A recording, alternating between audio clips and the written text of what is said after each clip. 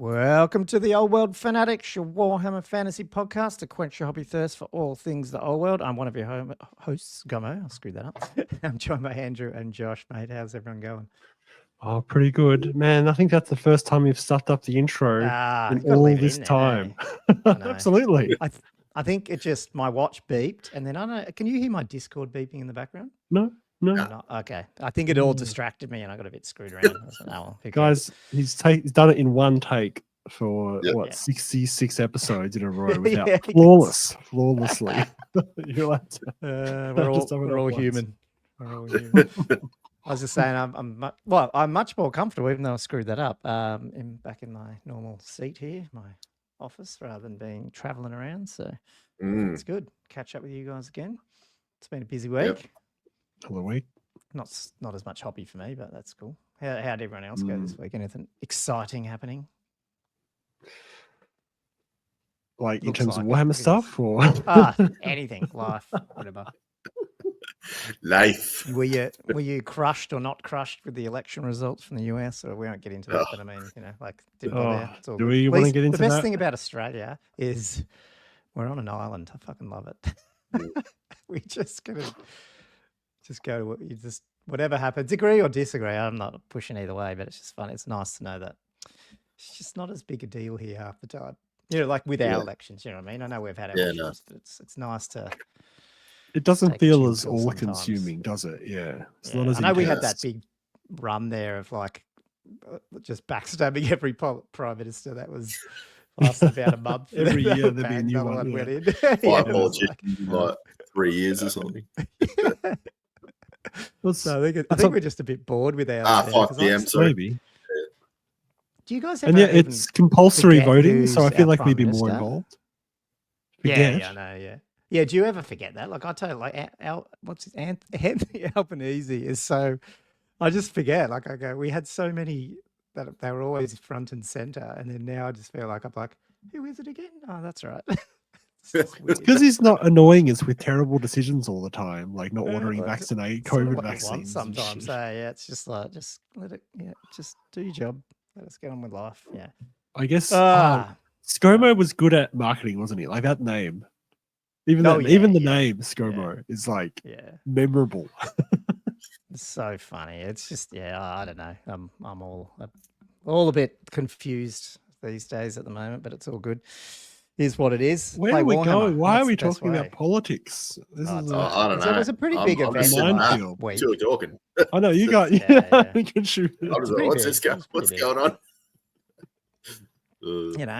I know our poor US people are worried about tariffs and their price of their Games Workshop going up. Might be slightly getting up. Oh, is that going to affect? They might. Games Workshop? Technically, which is kind of funny. Yeah, it would, wouldn't it? Yeah. But they don't make it in the US. That's right. They'll be paying the same amount we're paying. Same as dollary dues. GW already charges a tariff essentially. Yeah, they don't need the government to enforce the tariff. They themselves. It's Australia tax. Yeah. I'll pay it. Don't worry. Anyway, that was a bit of a 2 weeks after everyone else gets it. Yeah, that's right. Just for no reason, even though it's probably in boxes still. Anyway, cool. Let's move on. What are we talking about? We're catching up on some. There's our usual plethora of questions and quizzes, and did I tell you Sean sent us another quiz that we have to do? So I might as well throw that up. So it's funny. I like Sean's quiz. Oh, good. Yeah, they're good. We're going to do that. We've got some. Want to chat about one of our patrons' results in the SBOT. Got that popped up just recently as well.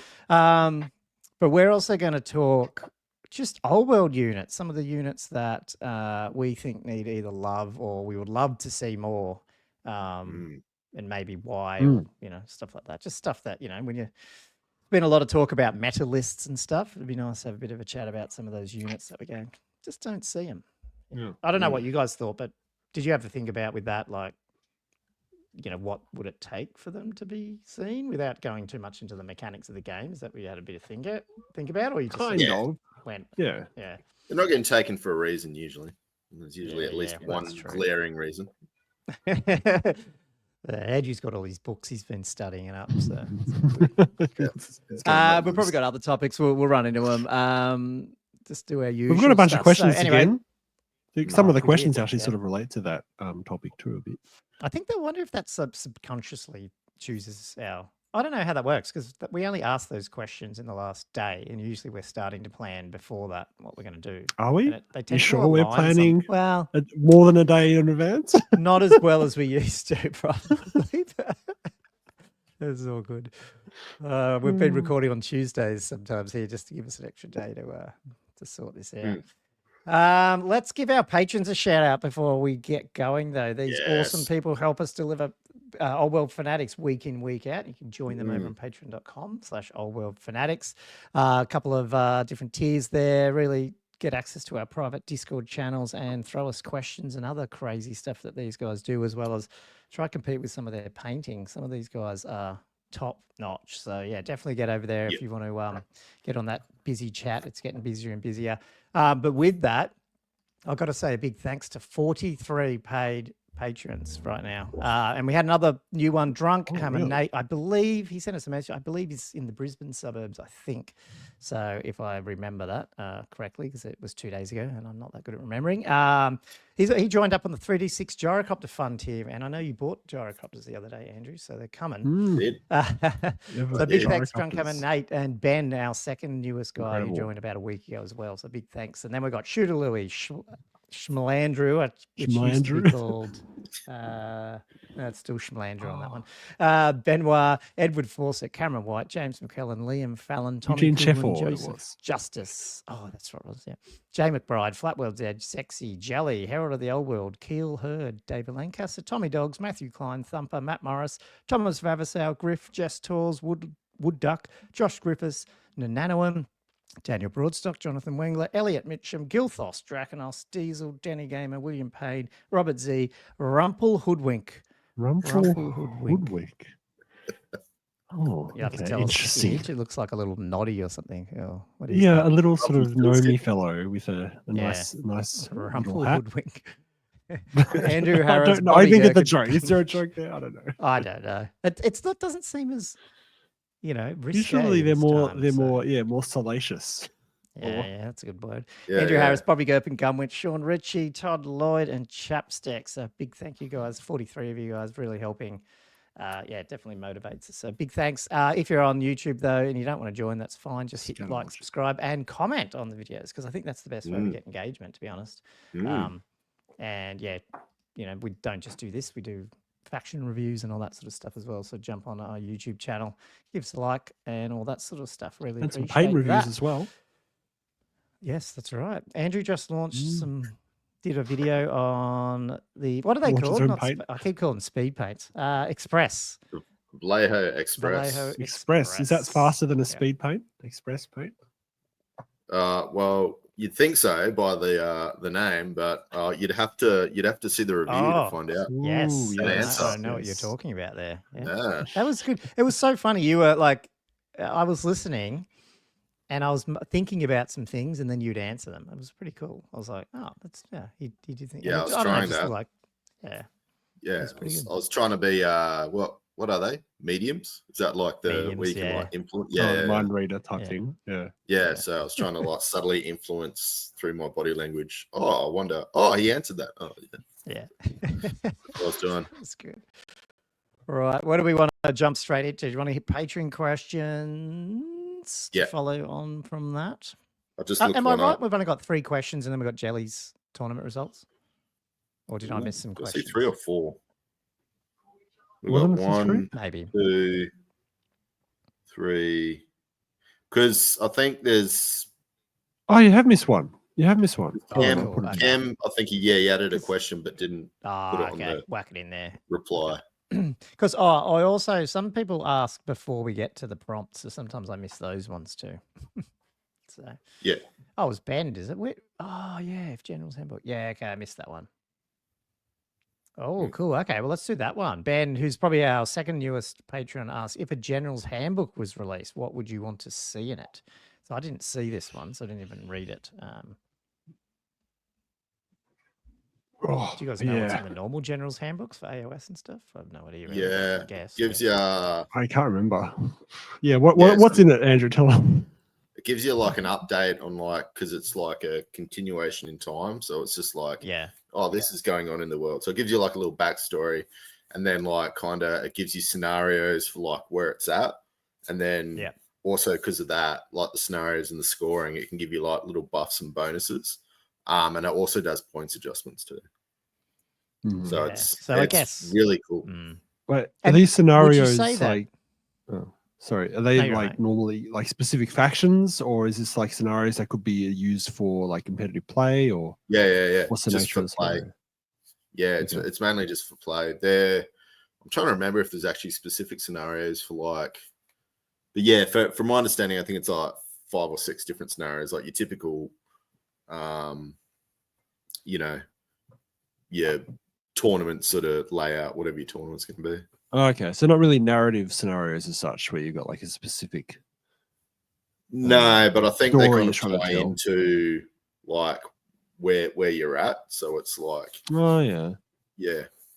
Right. Do you think so? It's like, sort of there's a everyone plays it once it comes out. Is that right? Like it's pretty much no one's not going to play. It's like competitive play goes off the season, which is the general handbook of that season, and it changes metas and it changes things and points change. It's pretty cool. It's just almost like I don't know, like if you're one of those people that wants to chase meta, it's like the meta's sort of changing. I just don't think. I mean, like, probably not answering the question there, but I don't think it's going to be like the AOS ones. I reckon it's going to be more like, I don't know. I feel like it's going to be more like, if it's even coming or whatever, more like the heresy campaigny type ones where they might have introduced. I don't know. Do you know what I mean? Like, it's probably more of a campaign book, but not overly trying to balance the game. They might be just keeping it fresh and throwing new stuff in. Because I just and I don't think there'd be points. I don't know. I just can't see them doing points adjustments. Yeah, not before all the arcane journals are out. No, which I'm not saying I would want that though. It's just I just don't think. Yeah, because it's not like we got an app or anything that obviously we do have an app, but like they don't produce an app, so I don't think. I feel like they'll steer clear of stuff that prevents you from at least just having the book and an app that is all automatically updated. If you know what I mean? They just I don't know.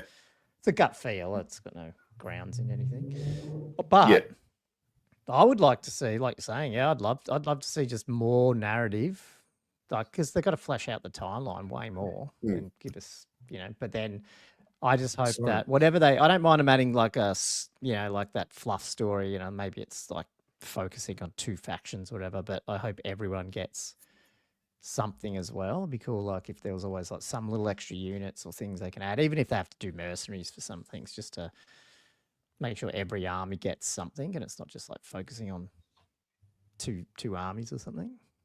Yeah. You know what I mean? That's what I would hope. Yeah.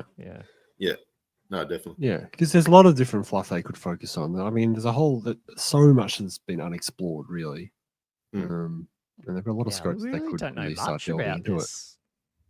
Time era, really. Like, especially even about the Empire, which everyone's talking about. Like, it's just on the verge of that civil war before it gets sort of brought back together. But like, there's not really a lot out there. I mean, there's probably heaps more in Warhammer Fantasy Roleplay, maybe, but it's not even in that era too. So I don't know if there's. They've got heaps to do and find out about it. I think. Yeah. Well, is this a good time to ask you what was that thing you were talking about? That there was an Empire campaign that was leaked, like. There was a leak or a hint or something about it. Oh, so it wasn't a campaign, but I can do that now if you want. Just like it was. Oh, is that yeah? Because I saw what you sent. And I was like, it's not a campaign, but it's close. That's an eBay listing for an Empire of the Man. Oh, I didn't see this. Oh, okay, that's not a campaign. And obviously people don't. They don't sell them in these. They don't sell them in these packets, but the guy who sells these, he rebadges them and does them like this. And apparently he's had legit AOS leaked ones and stuff and selling them before. And I did hear rumors that, because they did say there's going to be new figures, and one of them was, I don't think these are new, but they were sort of saying what was coming. And obviously they did mention something to do with captains of the Empire in some of those rumors. So they're probably, just this is where these people sort of. So this is this is completely different to what I it's not what you talk It's about. more the news, but might as well bring it up. It's just a baggie for those who are listening of potentially, I think, 2 different. Actually, it might be more than that. They're like unreleased. They look like they're on 20s. 3 different. Like you look at the feet. Empire's a captain. Yeah. I don't know, yeah. Maybe. Oh no, these pictures are people. These are just people picturing when people said what are the ones in there, and people identified 2 of them from these. So they're just re-releases of the old Empire. Yeah. Ew. Like they did with the goblins, where you get the 4 goblin bosses and stuff. Oh yeah. So I think that's all it is, but it is interesting to see. That's we'll probably start seeing some of these leaks popping up with some of the stuff thrown in the skip bin out the back, or whatever happens. Cool. Yes. Yeah. Right. I feel like I've totally ruined the news segment by asking you that question. All good. Let's get on. Anyone else got any predictions on that, or you want to go to the next one? Well, I know. I feel like I can't imagine what else there would be if they had a handbook thing like that. Like, yeah. I can't imagine them adjusting many points, really. Like a lot of the problems that have been documented in the game aren't point related, really. Some of it's more sort of general rules and how the game functions. Yeah. That wouldn't necessarily be easily solved just by point adjustments, I feel. Oh, so you're saying, point adjustments aren't the issue. Yeah, primarily. Not really. Yeah, primarily not really. Yeah. Not. It's not going to make. Yeah, it's not going to fix some problems with the game. I feel. Yeah. I mean, it will. Yeah, there are better ways of doing it. I guess it could, but there are better ways. Yeah. I think points are always, and points don't solve imbalance like that. Anyway, generally, what they solve is internal balance a bit more. I feel. Do you know what I mean? Like if something is way overpointed in a particular book, repointing that makes it appear more because it's giving you more options in the army lists, I find, rather than fixing something that's way overpointed. Like rebalancing the whole game via massive changes to points all the time. That's what I feel like. I don't know. I don't know if that's true, but it makes it feels like it's true. Anyway, the dentist, Cam said you get to add 1 unit to 1 faction. What is it? Goat cav for dwarves, proper dragon princes, i.e. on actual dragons or baby dragons for high elves, etc., etc. I should have looked at these questions. Which was a thing in the War of the Beard supplement back in the 6th ed. There was a White Dwarf article with the beard, actual dragon princes on baby dragons on little that was drakes. I think they were fire drakes. I didn't know. So that was cool. Because I think they have them in pretty sure they have them in Kings of War, I think too. One of their armies. Do they? Riding little dragon things, I think. Yeah. I don't know. That's nice. God, it got me on the. I didn't really prep for this one. I've got one I'm thinking of. Yeah, go for it. I'd love to see back in the Warhammer that hasn't been around for a while. The War Wagon. You want to see the War Wagon? I think you're going to get that though. I think that's coming. You think it's coming? Yeah, I think that's coming. I thought it was slightly mentioned in one of those articles. What old world rumor thing are you subscribing to, Gommo? You like this old Well, in that case, I'm going to be very pleased when the Arcane Journal comes out. Well, no, I'm not saying that was a rumor. I thought that was literally mentioned in that article that they were talking about Empire coming. I thought you were in something about wagons. Conspiracy theorist sort of side or something. Yeah. Bunch of old nerds just emailing. So you're saying that GW are going to answer my prayer then? Ooh, is that your prayer? Through. But if that's the case, you're going to buy it? You don't have Empire. What are you going to get Empire? I'm not going to buy it. I just want to see them on what project was it? I like them. Yeah. No, I agree though, because I'm a bit cool. miffed with the Empire that you don't see the buff wagons running around too much in terms of. What do I mean? Like these are like the primitive buff, not really buff wagon, but these are the wagon that they probably built the buff on top of, right? Yeah, they probably used these and then stuck it on. Bring them on. Jeez, what do I want to see? Dwarf Bear Cav. That's mine. Oh, I yeah. use these as 9th What was that age. for? Oh, they're 9th age bear cab. They were my dwarf hold guardians, which were meant to be like a golem type things. Is that the thing? Sorry? Aren't they like golems, the whole guardian? Yeah. Yeah, okay, yeah. But then I decided I was going to take some bear cab because they look awesome. Okay. So that's they're on that's 50s, fine. don't they, or Dwarf something? bear Is cab. that a 50? It was on a 40. Cav base. 40. Okay, So yeah, wow. the cav Yeah, base, so you have to, like, the bear's on a 50. Yeah, but okay. the model's got to be on a 40. So I tiered about, Yeah. Heaps of cork there. Love it. Yeah. And then the guys at the front were like standing at the front of the base, and the guys at the back were like right at the back. That's what everyone's doing with the graded demon models, so they can put them on the 50 by 50 demon prints base. Yeah, they're in these. Yeah. Instead of the 150 by 100. And there's a will, there's a way. No, you're right. Go for it. No. I was going to put my one in. Okay, I'll ask. This is. I was going to have a question for Andrew. If they released goat cab rules, and minis for it, would you be okay with putting dwarves on goats, or would you really rather they on bears? Well, maybe I can get like 3D printed like pandas or mini bears. I'll proxy them for my goats. I'll just be. So what's Highlands have their goats, aren't they? In the Highland range, I think. I think so. Yeah. It was a while ago that they made goats. Them. I think it's a goaty thing. Yeah. Goats look cool, I think, because I think in World of Warcraft they had goats. Did they? The dwarves? I think the red goats. Play it. Did they? You mean like the character, like the players had? Yeah, your players. That was your mount. I thought. Like the gnomes. I think that might have been one of the basic ones. Yeah, because obviously as you get later in the game, there's a whole range of mounts you can get. Oh yeah, you get whatever you want. But yeah, I think like the original. Yeah, the original like level 50, like low level 20, whatever it is, was a goat. Yeah. Got your mount. Yeah, you got the goat. I've got a more. I never really played dwarves much, even in World of Warcraft. I don't think I played it that much. It's just kind of crazy. I've got one that's more modern from AOS Land, which I always thought it'd be cool for orcs to get, which is like that big gore grunter thing, but as a actual monstrous cav type thing for the orcs. Because when that model came out, or those models, the gore grunters, then they brought that super big one out as well. I think that'd be cool to I wish they'd just backport them, because I think that'd be awesome for orcs to have as well. Imagine that in like a nomadic war where you've got like boar boys, but then you got the gore grunter dudes, and then you got the other big just reminded me. Pretty cool. Oh, where's he going? What's he doing? Slid over in his chair. All boxes are right. Oh no, that's a hobby thing. Oh, cool, awesome. Well, that's what I'd have. Do you want to throw out the next question, Josh? Yeah, sure. Shalandrew, Eugene Sheffer, as I like to think he's still called.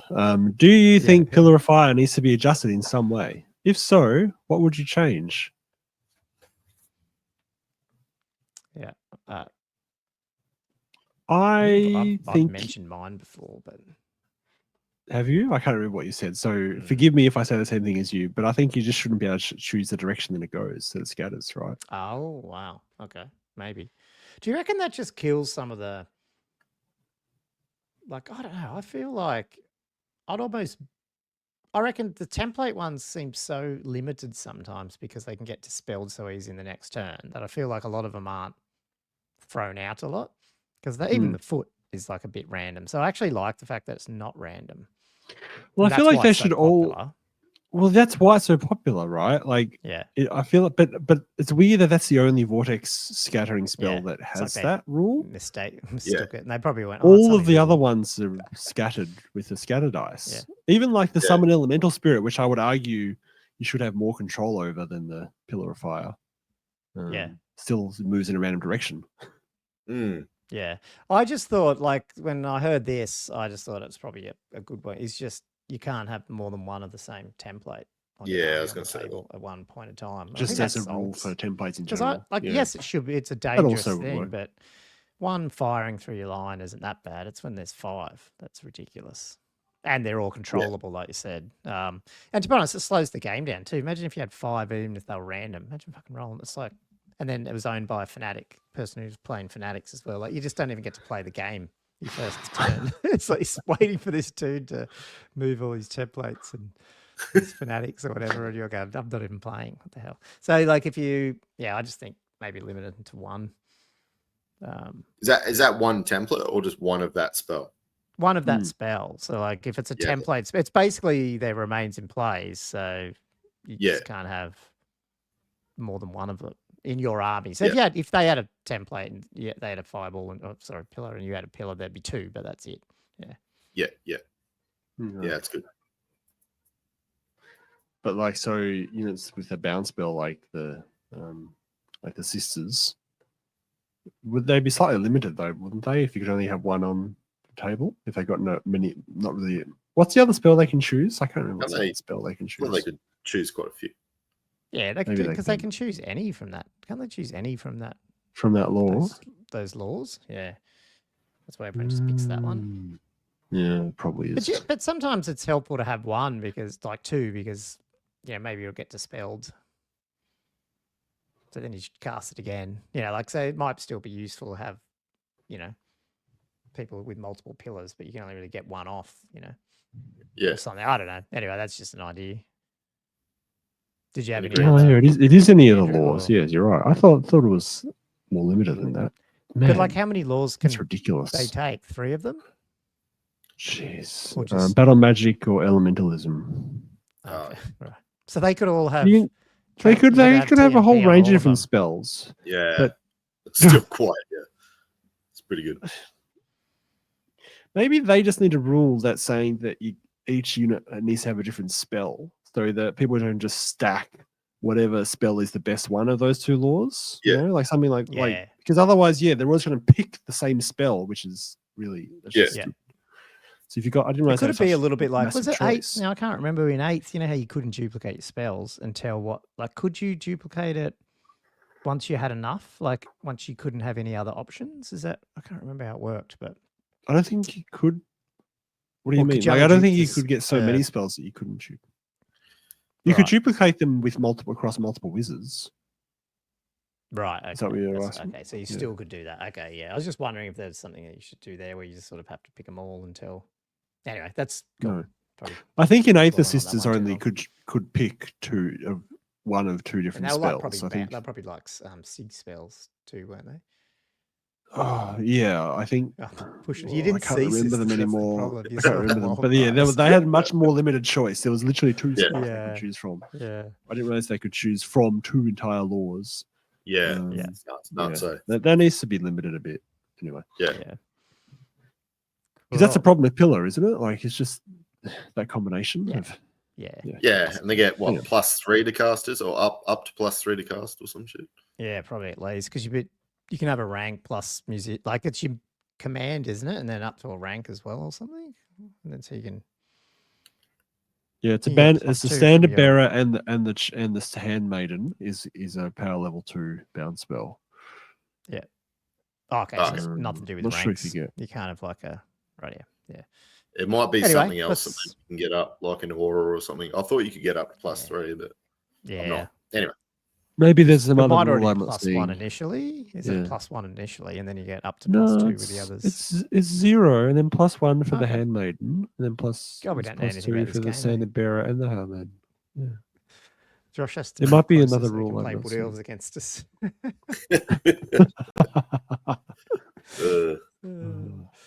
Or I could actually finish my Wood Elf army. Sean said, choose a faction. How many points would you reasonably pay for the most expensive magic weapon? Oh, I did look at this. Yeah. So pick a faction, any faction, because we've talked about this before about, they're all useless.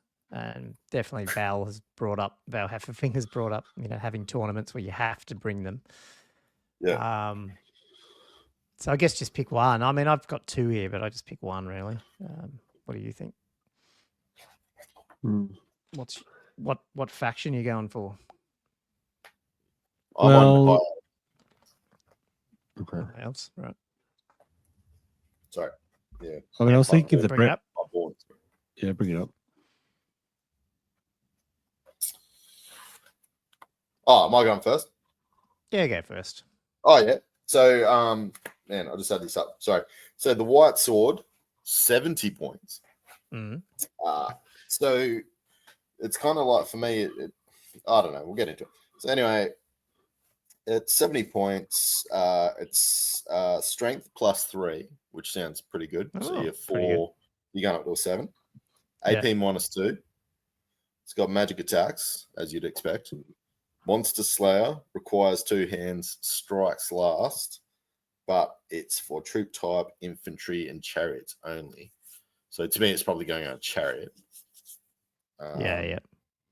But I kind of find, I don't know, Monster Slayer is sort of fishing for 6s, and then strength +3. Well, not really with the strength. So that's actually not a bad Monster Slayer sword.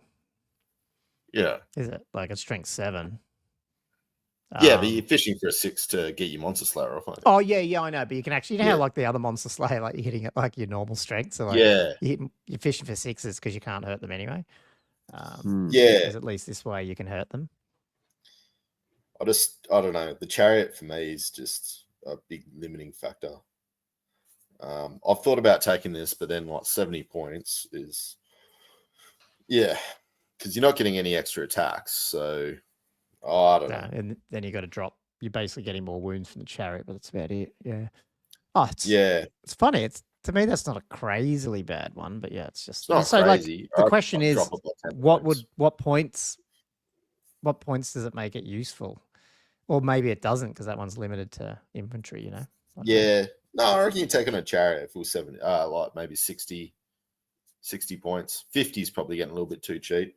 I've thought about taking this on a sky cutter because you're flying and then you can just suicide run into whatever you want and hope you get a 6. Yeah. Sorry, guys, if I'm... No, you're right. People watching, I'm fiddling with headphones because I've had surgery in my head and I didn't bring this up, but I've got stitches down the back of my ears and my headphones are right on the edge of it. Okay, sorry about that. So 60, maybe 50 is too cheap. Okay, that's cool. Yeah, 60s. What Bretonian item did you think of, Josh? Did you ask me? I mean, the Sword of the Quest, which is 70 points, which I really would love to be able to use. It's because it's a really interesting weapon. It's got 2 modes because it's a hand and a half sword, right? So it's got a single-handed and a double-handed mode. The single-handed mode is +1 strength, -1 AP, magical attacks and strikes first. And then double-handed is +2 strength, -2 AP, magic attacks, multi-wounds 2, but requires 2 hands and strike last. They always do. They've always got the strike last on them. Yeah, and you can choose which mode you use at the start of each round of combat. So you're not locked into one for each combat. You can actually swap between them at the start of each round. Sorry, how much was it? So 70 points. Okay. 70 points. So 5 points more than the Ogre Blade.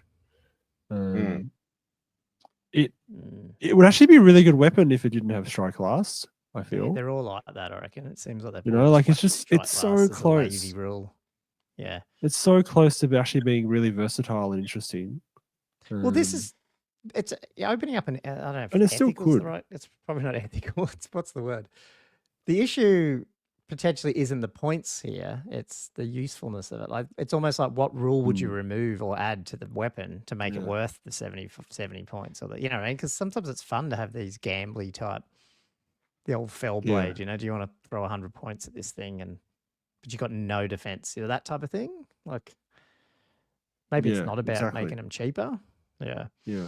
Or if the single-handed mode had 1 extra special rule or something just to give it a bit more potency, you know, like that type of thing. I mean, I don't know. I feel like the problem with this question is we're all comparing it to the Ogre Blade. By the way, that's the thing. And you could argue that item is undercosted significantly. Unicorn, And so, you know, that sort of undercuts everything how we're analyzing this whole thing. Because if the Ogre Blade wasn't there, it's 65, it's more likely to be taken. Yeah, it's 65, and it's D3 wounds, +2 strength, you know, one-handed. You know, there's no strikes last. Like, it has no drawbacks. That's the problem with the Ogre Blade. If that had strike last on it, I wonder how many people would be taking the ogre blade. Yeah, it's a good point. Like that's the thing. Requires 2 hands, strike last, and then suddenly everyone's like, oh, yeah. And you still probably would for 65 points. You probably still would still, but this is I think it absolutely you're would. right. You probably would, but other people would go, no, I'll do something else. So you wouldn't see that ridiculous amounts of them, maybe. Unfortunately, you'd probably see them on all the elves, and you wouldn't see them on, slower models or something. I don't know. Yeah. What was your pick? Battle Axe of the Last War for Orcs, Ooh. 75 points, so more than your ones. Is a strength plus 2 -2, so AP, so great weapon, basically. Strikes last, requires 2 hand, magical attacks. It's extra attacks plus D6. Wow. But if you roll a 6, then that's it. You don't get to use it again. Is that the only thing? When they put the special rules in the italics. So you're averaging an extra 3, maybe 4 attacks. But strike last, great weapon, 75 points. See, again, I feel like it's an interesting weapon. I actually don't. Yeah. I'm like, if you got rid of the strikes last, or got rid of that ability to kill it and just let it just keep, like, it's almost like is it the giant? Not the giant attack, it's the Tomb King. The Tomb King giant that does like extra attacks when he does a wound. Oh yeah. It'd be almost, I'd almost flick this thing around and say, if you rolled a 6 on your extra attacks, you actually get to roll it again. And make it like ridiculously powerful if you rolled a 6. But keep the Chopper add on to, is Chopper a special rule for the person, or is it all weapons, but not the magic ones? Not magic. Okay. But yeah. Okay.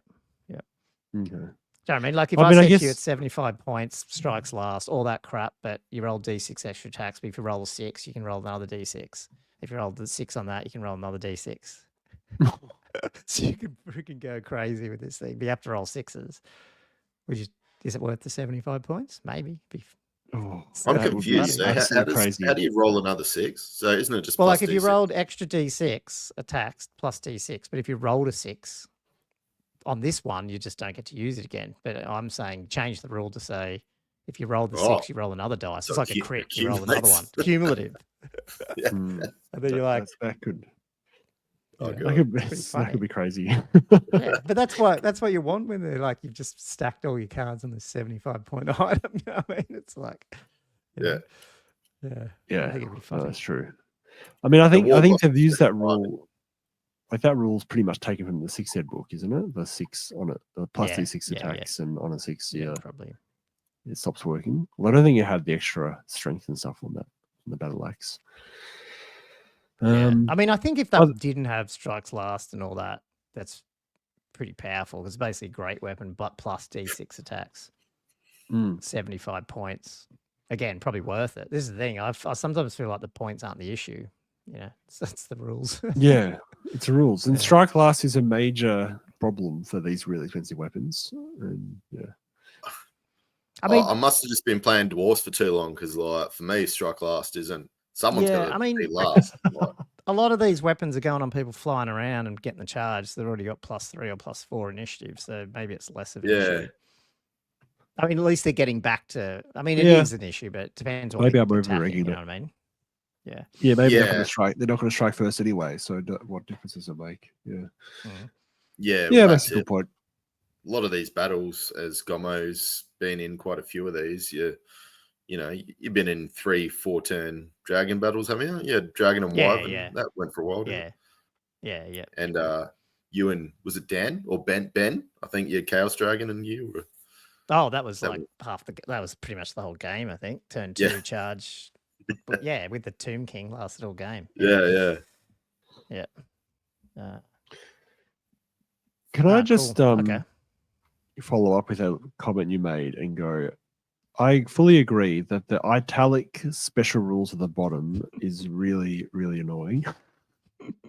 Because they got all the fluff lines under the title in italics.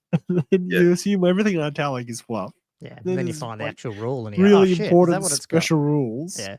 It's like the Sword of Justice, multi-wound 2, blah, blah, blah. But then on the italics, you get to reroll wounds. Like, what the hell? Like, what the hell? So funny.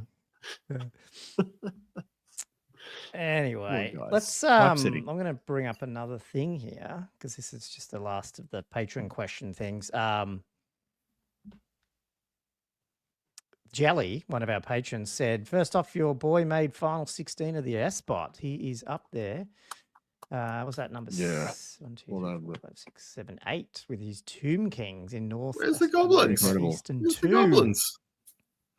Yeah, so that's the I don't know. I'm not in SBOT, so I'm not sure what happened here, but it sounds like they play now basically a tournament, and the people who didn't make this can keep playing these other. They'll redo them all up, but you can change the army list. I don't think these guys can change army lists. I'm not sure if that's true. Yeah, okay. Yeah, but basically just to sort of make it a bit easier to run these, 100 people events. So it's pretty interesting. But yeah, I mean, look at this list up here for those who are listening. There's no Bretonians in this top 16. That's the first thing. But there is 8 Tomb Kings and 1 vampire. One vampire? 8 Tomb Kings. So 9 out of the top 12 here are top 16, sorry, undead related. It's kind of crazy. Only one royal host. Yeah, 6 of them are mortuary cult. Yeah. Yeah. Yep. 6 mortuary cult. Yeah, crazy, isn't it? Just the amount of magic it pumps out. Yeah. 2 orc and goblins. It's pretty good, except one's a troll horde, which is kind of cool. The troll horde actually is on 4th place here with point. Now, hang on, they're all wins. Okay, so they're undefeated. So this is what. Okay, so this is what it was. They took the 2 of each of the undefeated out of each of the regions. That's what they did. Oh yeah. So that's why they're purpled like that. So they're actually not in. They're not in order. So I probably made a mistake then saying Jelly was 6th or 8th, whatever. That's not true. Yeah. Okay. Right. Yeah. Yes. Which makes it a bit annoying. So who's actually the highest points there? 57? I think 57, which ironically is the person at the top of the table. Yeah, okay, with the vamp. Pico Manda. Now, Daenerys is our other Australian, Aussie isn't he? Because he's Oceanic, I think. Yeah, those 2 are Oceanic, yeah, because Daenerys is Tekamander. Yep. I've seen that name. I'm trying to remember where it's from. Probably have 2, but yeah, cool. We'll have to get them on. That's not... Yeah. That's not it's not Actar, is it? No, it's not. Surely not. That'd be funny. No, because this is on New Recruit, so that's their New Recruit name. Yeah. Yes. I don't know if we want to look at any of this, but there is I didn't notice this until you pointed out, Andrew. There is a awesome return from the old 8th edition YouTube days. Yeah. Lord Tremendous. It's in there with Tomb Kings. I'll give a shout out to him. He's the old Chaos player that, he had some awesome fun videos. He had a lot of character and loud. Yeah. So it's good to see him trying out Old World. I have to check that out and see if he's streaming any of those games or if he's got his YouTube channel back up. I haven't even looked. Don't know if any of you guys have. Yeah. No. Yep. No. I don't remember. That's cool. Oh, well. But yeah, can't believe there's no Bretts in the whole 16. That's crazy. What do you make of that? Because that actually was what Jelly said. Like, what do you guys think I don't know that list? I don't know. I think some of them are saying that there is some fairly competitive Brett lists in SBOT. So like there weren't any. I can't explain it. I mean, the other thing is the thing about it is that this is just top 3. Yeah, it's 3 games. It's like a GT. So. Do you know what I mean? Like the first 3 games. So sometimes it can be a bit out of whack, if you know what I mean, in terms of like if they played another 2 games, you might find there's Bretts that have gone 4-1 by the end of it, and some of these guys have gone 4-1, or do you know what I mean? So they're all the same. It just might be that they maybe they just couldn't deal with the massive poison blocks for whatever reason. Yeah, is that what it is? Is that what it is? I don't know. Yeah. It is funny, like that orc one. I had a quick glance at the troll horde one. Yeah. It's Ogdra's swamp digger in there with Lawfmere elementalism. So potentially, make sure they can teleport people around potentially, but I don't know if that's what he's doing because he's only level 3. A level 4 troll magic, a goblin war boss on a chariot, which is pretty cool. I like that. And an orc war boss on a wyvern. But then 41 poison goblins. with the spider banner and 3 nasty skulkers. So like not a massive block, but still, 40 poison archers. Yeah, it's nothing to It's lots of 4 river trolls and 2 giants. So quite like there's not a lot. There's just 2 big giants plus all these characters running around, and obviously the trolls monsters. as well. Yeah, man. So it's actually sort of a smallish list, but not a smallish list, if you know what I mean. Like, yeah. It's a real sign of the times when we go, a block of 40 archers. That's a pretty small block. Yeah, Troll horde. You got never I would have thought in my. It's somewhere the trolls and the trolls. But just it made me think about these, like with the whole TMP spell with the trolls. Like, is that something there? Because they're quite big bases, like to be able to throw them around the place, try to get them into better combats and stuff. Oh, the problem is then they're stupid, I guess. So you got to watch all that. But yeah, it's interesting. I don't know if you guys you probably didn't look at any others. But we only just got this before the pod, so didn't really have a but anyway, maybe we'll check this out a bit later. Find them. Might try to get Daenerys on. He did say he'd come on, so maybe we can try to get him next week or something now that he's gone into this category. So sure me they're pretty busy though playing these games. So I don't know. We'll see how we go. Cool. What do you guys want to move on? Do you want to did you want to chat any like small hobby and then do like Sean's quiz before we go into the topics? Or I don't know, wouldn't break you it up, mix it up a bit? Yeah. I think a show and tell. A bit of show and tell. Because I might cover some tournament-y stuff because that was my hobby again, which I might just have to bring up. Just need to do a few plugs on the rankings thing, which I'll class that as my hobby time.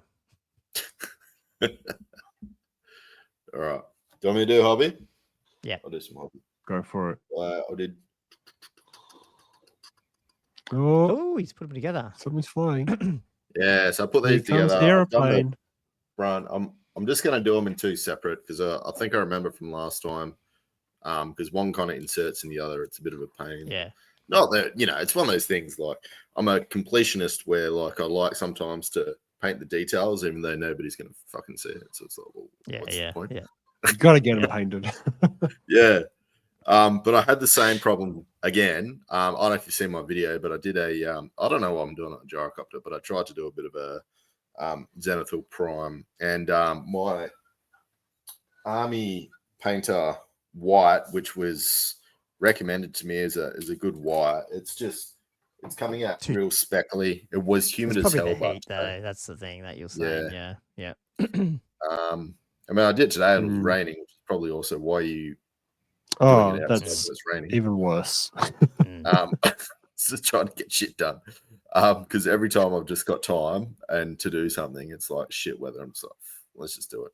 Yeah, it's just coming out real speckly. So I'm not getting that nice shade of like a black to white or white to black, and then having that light different shade of grey. It's just like black with just like real fine speckles all over it. Do you ever do a grey spray as well, or are you just going black with the spray white on top of it? Gracie or something? No, I got Gracie, but I don't because I found I was doing Gracie over black and the contrast just wasn't going on that well. No, but I mean, do you do then the white on top of the Gracie? That's what I'm saying. Do you do like? No, it's just. Oh, okay, that's what I do. Yeah. Otherwise, it's too much. Otherwise, it's too. I find it's too. Yeah, like either dark or white. So at least I do. That's an interesting way of doing it. Yeah, I usually use the Tamiya fine white spray as the white for Zenithal. Which was recommended to me by Meg Maples, the Arcane Paintworks lady, when I was in her class a couple of years ago. Yeah, that's what she recommended as if you're going to do Zenithal with a rattle can. Yeah, I think she was saying black was like GW black or whatever, but she likes the Tamiya fine white spray, which does work. I mean, you still get speckling. I don't think you can. No, you can. It's never going to be like an airbrush Zenithal. Yeah. Never going to be quite that clean. I will tell. Maybe that can be my assignment because my chariots are ready to be Zenithaled with my airbrush. I just haven't done it yet, so I might give that a go, and we'll have a look at them next week. Yeah, that would be good. Yeah, a little package rock up as well for Project X or Z or wherever up to. Blackhawks. Oh, nice. Blackhawks for his dwarf army. So funny. Blackhawks. I got, and then the video was the other thing I did. So check out the video, the painting video. That was for. I'll give it a quick plug. I did the comparison of the Vallejo. I know this is backwards. Color Express, and just did a bit of a comparison with your standard GW contrast. Yeah. So yeah. That's good. Okay. Nice. Is that Josh? I guess I can do mine, although mine's not really. Okay, so my project, what was it called? Project Alpha or something? But I pretty much finished what I need to get done in that regard, but I can't unveil it. Can't unveil it as yet. That one. Can I ask a question? Couple of weeks. And it won't be what army it is. Did I send you stuff down in a package for Project Alpha going back a few years? You made a purchase. I did. That does not pertain to this particular project. Oh, it's a new one. What? I'm totally lost. I don't know what you guys are talking about. That was very. Just trying to go a bit incognito. Not even Gommo knows. It's great. It's awesome. Haven't seen that in the rumor mill. Oh. But I have been printing and not printing figures, printing paper. Because I was changing, I've got my campaign book printed out, right? And I was changing a few things. Ended up, because I did alter quite a lot, I've ended up, because the first few times I got printing done, I actually had it done like externally. Because I don't own a color printer. I only have a black and white laser printer. So I was like, I don't want to buy a printer. So I did that a couple of times, but then I got sick of it. So now I have actually bought a color printer. Right. You're reprinting it. Because there's quite a bit of stuff I want to reprint. But the thing is, when I was getting the external printing done, I couldn't get, no one was offering borderless printing. So all of it had like a little white border around the page. And I got this printer and I can do borderless printing. And suddenly I'm like, wow. I'm almost like, I just want to reprint everything because it looks so much better not having an annoying white border around it. I didn't even know like normal commercial ones could do. I don't really use printers much, but okay, cool. So they can just go right to the edge, even these. Wow. This is just an Epson, well, it's one with a tank, so you can refill the ink rather than that's going to be so much cheaper. Cartridges. And I'll spend some money on color printing. Yeah. It's incredible. I can't believe they made this because they're making so much bank on the crappy cartridges. But you can just buy little bottles of ink and just refill the tub, the tank. 200 pages. So much better. Yeah. So much better. So yeah, I've been reprinting a lot of stuff, but not 3D printing. Like 2D printing, I guess you'd call it. Yeah, it's the old school. With what you're printing, is that just for you, or do you do this for like the campaign people? Or this is for the campaign. I've got like 6 books, so I've printed off 6 copies of everything, so that selfless. people can actually refer to it. Do they give them back to you after the game and you keep them, or do you just give it to them? Okay. No. Interesting. Cool. No, I keep them. No one's actually paid. No one's paid any paying to entry this. Like the only payment is to the venue so they can play a game. Oh, yeah. So, well, that's why I'm just wondering why you just say like just get a PDF and use it yourself, but you're actually letting them have this book there and then they just give back to you. Because it's like, I feel like easier. I mean there is a PDF. It's so much easier. Like because it's quite a voluminous thing to reference. So not having to use your phone or a tablet is much more enjoyable. Oh, that's cool. Oh, awesome. Good work, Josh. Donating your time and money to the community. Quite the philanthropist. Had some weird hobby times, eh? We're not doing. I've got to try paint some this week. I've just been out of. It's been. I'll be painting tiles next week. Oh yeah, you're back to it. Did you do it? Have you done any more since that last shot we had a couple of weeks ago? No, okay. No, because I've been working. I can't wait for that, man. That was like my wet dream when I saw that. It's so cool. It's like this little fantasy land. It's kind of awesome. I just want to fly down and see it when it's finished. Oh yeah, that'd be cool. Yeah, I'll get cracking on them again now that I can. I've ticked off what I needed to get done. Yeah. That's awesome. I'm just going to give myself a shout out again with the Australian ranking site, purely because there's a couple of things I just need to bring up with it. One is if you haven't seen it, obviously go to oldworldrankings.com. We've been discussing getting a survey. It's basically, this is the part I want to give a bit of shout out. So by the time you hear this, when you go to this website, you'll unfortunately now be, I'll show you actually the development version because it'll do it here, I think. You'll be prompted with a like a pop-up, which you probably can't see that here because I've probably ignored it. So let me fix that on the fly here, people, as we do. Bit of into the development console. Just be prompted with a message to basically sign up and fill out for a survey. What we want to do is we're just basically asking everyone in Australia who are wanting to obviously play Old World, when they want these, like the season to start. There's been a bit of discussion about do they, like sort of when it starts, when it ends, and when the Masters event is. And so there's a couple of options we got there that we want to get people's feedback on, as well as do we want to run a weird first season where we actually take all the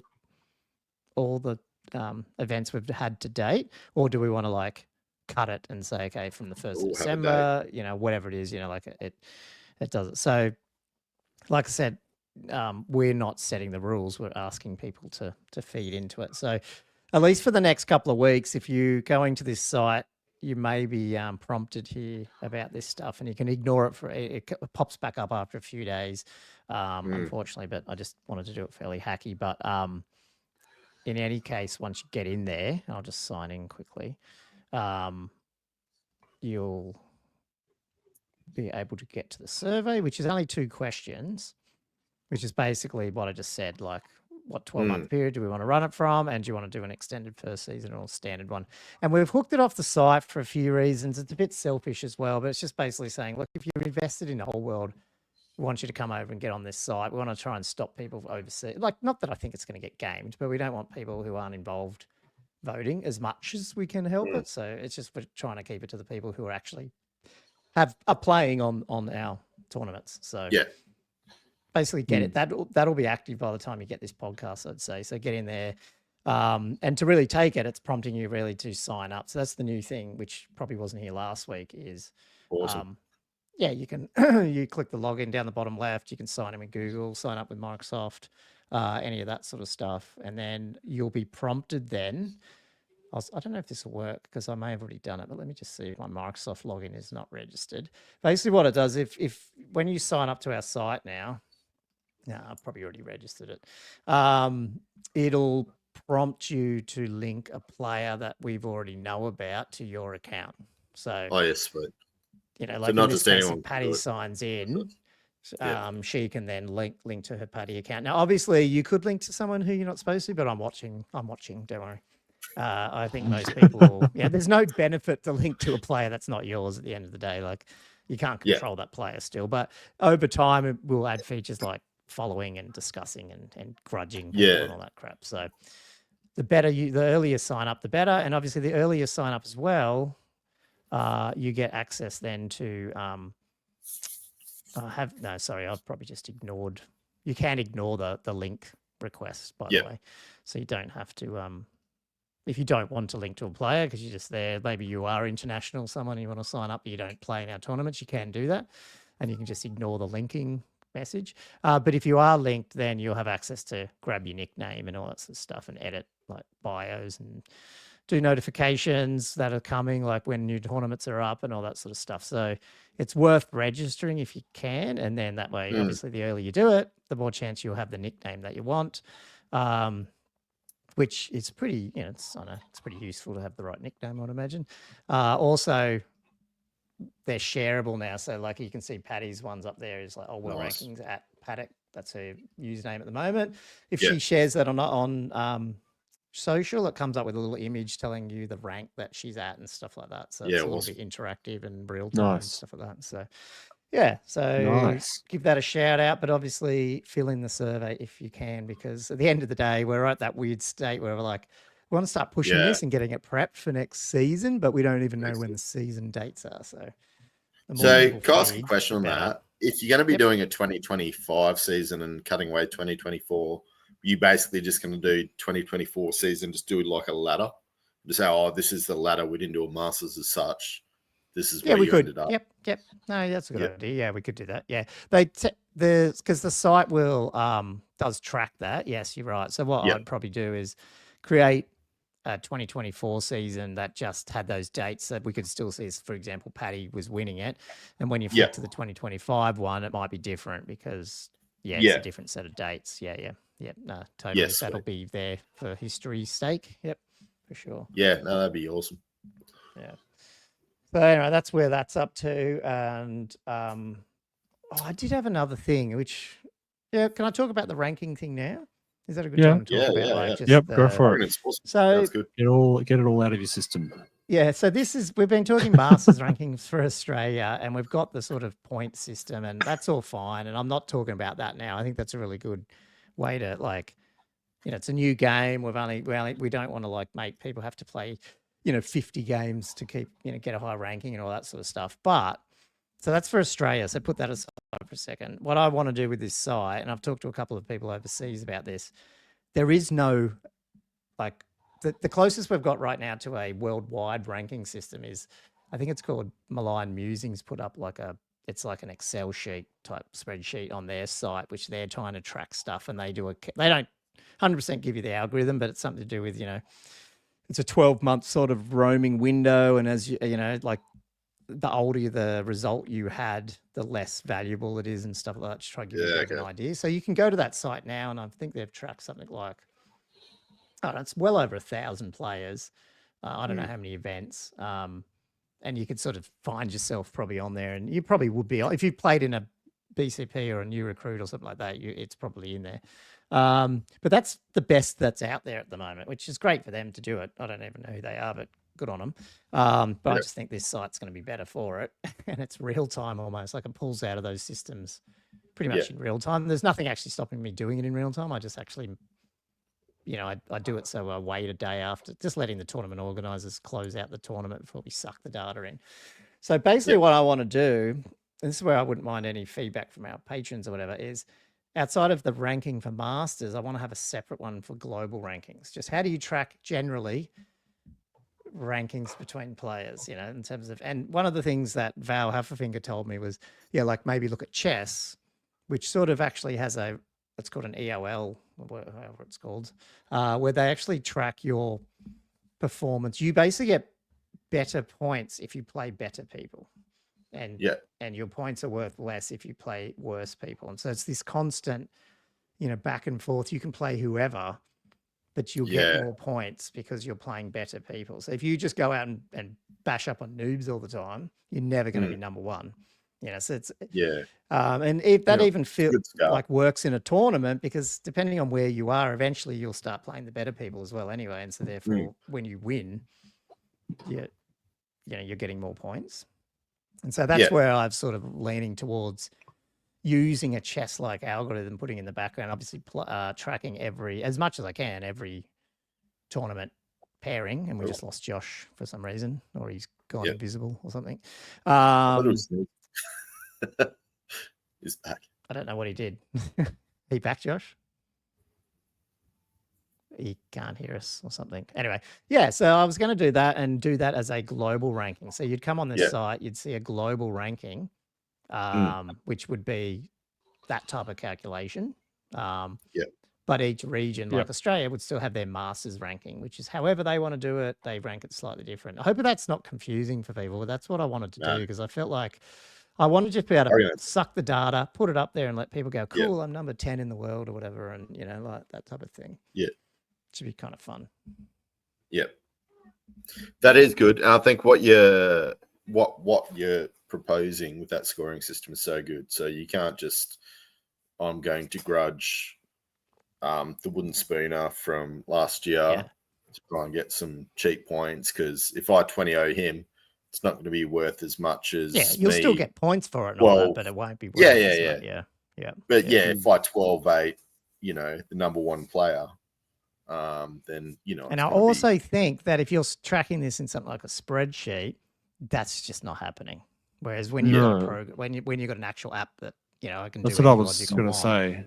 this Because can do that. you need all the matchups, don't you, to be able to do this in terms of. And it's virtually in not real time, but it has to be able to play back from, whatever you see, whatever you track it as, and it does it over time. Like, because obviously your points change every game you play. Your points change, your ranking numbers change, which makes you more valuable to play against. That type of thing. Which actually makes it quite a complex algorithm. Yeah. Can you so call I'm it not seed? saying. Sorry. Can I be like the number 10 seed? Because that just sounds wicked. I love that. Okay. From tennis. Yeah. Want to be seeded. Want to be seeded. If you're going to be, if you're going to be inspired by anything, just it's the number 3. Well, it is. That's what Val was telling me. He's like, there's all these ones like golf, all that sort of where they, obviously look at money wins and all that. There's heaps of different ways to do it. But talking to him, I was like, maybe the chess one is the one because it's more of that sort of, I don't know, competitive matchup. I don't know. Well, it might not be. Anyway, that's why I brought it up here. I've got a bit of an audience. Let me know if you've got any ideas or suggestions or you've tried it. Hit me up because I'd love to know. One thing I wasn't sure about was, so when you're doing the rankings, because obviously each region has their different individual rankings, how do you then collate them into a global ranking system? Or they're separate. So I would always track the global one separate, and you can look at your global ranking, but that's not your regional masters ranking. That's different. You'd have 2 basically. Okay. All right. Because I can't guarantee, I want regions to choose how they want to do stuff, but I would if I track global, I need to choose. And so therefore there's 2 numbers. Now over time, maybe regions will just go bugger it. Yeah. Maybe regions will just go at some point, we're just going to use the global in our region. And if you're the top one in that region, that's what we do. But I don't know if they'll do that. It's up to, again, I don't run the region areas. I don't know how they would want to run it. Yeah. Fair enough. Would you, in theory though, if you were running it, would you use the same system for the global one in terms of like the ELO type system? But just have it. For the global one, I want to, just because I need to come up, if I'm going to do something that ranks all the global ones now, I have to come up with some algorithm. And I don't think the one we've chosen for the Masters in Australia is very specific to us. So I don't know if I want to use that one. That's the only thing. So, I see. Yep. Makes sense. Yeah.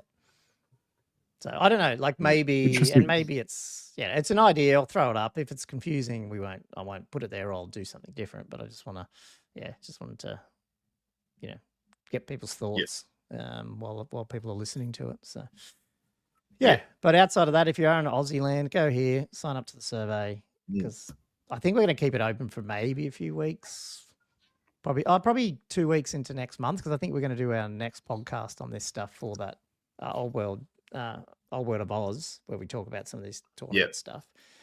Leave it open for a couple more weeks and then shut it down and say, okay, well, that's when we're going to run it, that's how we're going to do it. And then we're going to then try and get some state representatives, and then obviously work out who's going to host the first one. Yeah, so that'll be the next thing to try sort out with the different states and whoever wants to put their hand up. So awesome. Lots of good stuff coming. Yeah. Oh, this is insane. Like, I mean, before just Masters was good, and now you're actually like talking about within the space of almost a week, just having a global sort of ranking system. Like it's so cool. It's good. Yeah, I'd love to do it. I mean, technically we can do it. We just got to pull the data. I don't know. Yeah, it's exciting if we can, because I think it's what levels up the community and the game to be more like, and I'm not trying to say that tournament's the only thing. I don't know, me, I'm not even that good a gamer, but I just feel like it's the more you mature it, the more you do it professionally, so to speak. I think more people come to it, and it just it just becomes better, And if you're a narrative gamer, you still benefit because there's more people playing the game. There's more people playing, and that's not always a bad thing, like you said, because like a lot of people are like, oh, you're going to be tourney focused. It's just going to be like, all the dickheads coming that are. But it's not true, because it's just the more people you got, the more people you've got in a community. So people just want to go to the bigger system. That's right. So the other thing I will say with Old World rankings is and like I've told you a heap about this, Andrew, is like there's heaps of things I'm going to add that are for the people who aren't the tournament players. Like I want to have. That's why I've put effort into like your player profile. I want to put a gallery on there. I want to like Yeah. get like people like, I mean, geez, Keith Creaky Gamers is up there number 7 or something at the moment, so he probably doesn't need this. But at the end of the day, I want him having YouTube badges on his one because he does YouTube battle reports. You know, like I want you to be able to come in here and go, oh, cool, that guy does. Oh, that game was on, you know, YouTube. I might go watch it. You know, and like people show off their armies so they can. You can go and look at their Wood Elf army wins, but you can also look at the pictures of their army and stuff like that. Like stuff that makes it useful for hobby as well as tournament stuff as well. I think it'd be really interesting. That is. Yeah, that would be awesome. Yeah, that would be awesome. Just give you a platform to promote yourself as a gamer and what you've been doing in that game system, you know? Yeah, because it'd be nice to have it more than purely a ranking system for it to for the competitive side of things. I mean, I know what Andrew is saying in terms of expand the community and that type of thing as well. But really, I feel like there is a subconscious sort of feeling where, if there's something more on the line during a tournament, you almost you feel more competitive almost. Like whereas when there's a self-contained tournament and there's no ranking system and stuff, it's just like there's a different feeling to me. Like that's how I would think that it's like. I don't care that much. It's just a day. I'm just having fun. Whereas suddenly it's like, I got to make sure I get my ranking higher. You know, like I mean, there's does that only matter for the people that are up near the top though? Like, does most people even probably? Because I mean, at the end of the day, even with this Masters system now, where we have 300 and something registered players, and I would imagine there's only 80 of them that have come here to the site, or 100, maybe more than that initially, but only like 80 that give a shit or something, which is fine. Like that's cool, you know. So and I think on balance, the effect of the community is great.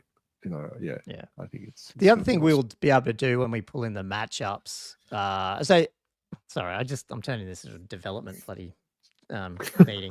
But the other thing I was thinking is like whenever you get into like list analysis, it becomes quite complex, even given that the lists we have are like in text format, or they're in like, you know, new recruit pasted in, or like what I was actually thinking of doing is I can suck most of the lists in, but what I can also do is give people incentives through gamification to submit their lists, or even fill out, like other people fill out stats on the list. So they, like, imagine if you went to the site, or every week you got a message that just said, can you just check out these 5 lists and tell me if they got dragons in them, they got this, they got these meta choices, and you just go, yep, that bang, bang, bang. And it's like crowdsourced list analysis. So over time, then we can do stats like, well, you know, how many dragons win this, or how many, you know, and that can actually shift fairly fast with the meta. Like if suddenly we got Royal Host out, it wouldn't be very hard for them to just post out a bunch of stuff for the last month to get the crowd-sourced information about, well, what lists are using the big poison blocks, and, you know, how many are they winning versus, you know, that type of thing,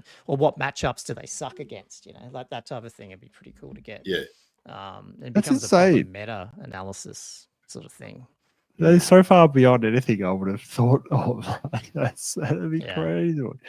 But I can see that's doable. Yeah, if you get technically, like, and I think most people in this hobby would. Well, there's a large percentage in this hobby that would participate in that because they like it. They want that information. So if they get asked to go, here's 5 lists that came through. Can you just tell me 5 of these categories? Do they have a poison block? Like, I can try use AI to do it, but sometimes it's easy just to ask someone. I think so. If you just make it user-friendly enough, and it's just a little prompt, let's just do this. And it's a bit of fun. Anyway, I think people like doing that kind of stuff. Yeah, and you get a point on your thing, and you actually get this every month. You can get winners on, you know, who participated more in helping the community get the meta up. You know, you meta champ. I don't know, meta analysis champ for the month. You know, I don't know. Yeah, then you can make them like maybe like admins. You might say, oh, you know, all these guys are helping out. You guys want to become data admins, sort of thing. Yeah, exactly. Get another badge. Yeah, exactly. That's why I want to do it more than just for tournament specific points. And it's not just about getting points; it's about understanding the whole thing, which I think would be pretty cool. Anyway, that's enough of me. Cool. Who wants to kick into the top? Oh, hang on, man. What are we up to? We got the quiz, 15. Yeah, let's do Sean's quiz. 115. We're to the quiz. Haven't got to the main topic yet. We never do. People aren't here for that. They're for painting. That's right. Like, do we even need topics anymore? That's what I wonder. I must admit, the Patreon questions give us so much content now that that's really. Okay, Sean's quiz. We're getting to hobby at the end of the episode these days. It's great. Yeah. Now is this? No, that's the wrong one. Hang on. Sorry, that's the wrong browser. Really wish I could just. I hate how you've got those to, are really like, good move questions it. this week. All those questions, man. Those are great Patreon questions. It's quality. Quality. Okay, Sean. Quiz number 2 for Old World Fanatics. We got a bit shamed last week, didn't we? Didn't someone say? Who was that? Gotta Who get said, shamed at the moment. The Old World Fanatics aren't listening to the curriculum that Sean was putting down, like on the charging question, because Sean did that whole YouTube video on charging. I don't argue we got that right in that we overthought it and decided that it wasn't fitting the definition of pursuit. Isn't that the other reason we got it wrong? I don't know. I can't remember. But I think we all got 2 out of 5, didn't we? But yes, in terms of the actual questions. I think we got 4 out of 5 altogether. 4 out of 5 together. 4 out of 5. Yeah. Okay. Cool. Anyway. Number 1. In the old world, the King of Bretonnia holds his court in Aquitaine, Baston, Carcassonne. I don't know how to say that. Quenelles. Oh, man. You're the Bretonian person. Shit. Yeah, Josh knows. Oh, shit. Does that mean me and Gommo have to go first? Yeah. Or are we doing this maybe. as a team? No, Is this team or individual? It's this. Am I right in saying it's the same king? Because isn't it King Lewin? No, it's a different. Not different. It's King Lewin Lion Slayer or something. So it's different. Different. Different to the Who's the other one then? Main guy. He's also called Lewin, by the way. Okay. So that's why I got confused. Okay. But they're different. They just call their kings Lewin. Was it? Lewin. Every couple of generations. Is that how you say it? He goes, we're too bogan. King Lewin. What is it? Lewin. You got to like have your nose blocked. Lewin. Duck l'orange. I have no idea. I don't know anything about Bretonnia. Especially in the old world. I would have read it twice because you would have read it in the old world book as well as in like the Arcane Journal, and I can't remember. I'm going to go B. Baston.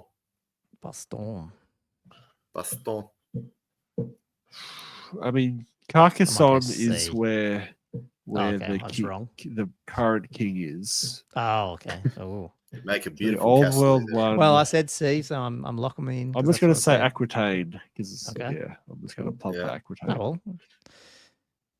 We've got 75% chance of getting it right together if we all go for different answers.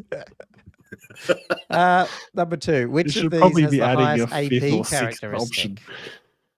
Which of these has the highest? So Cannon, Fanatic Ball and Chain, Sword of Hoeth, the Empire Runefang.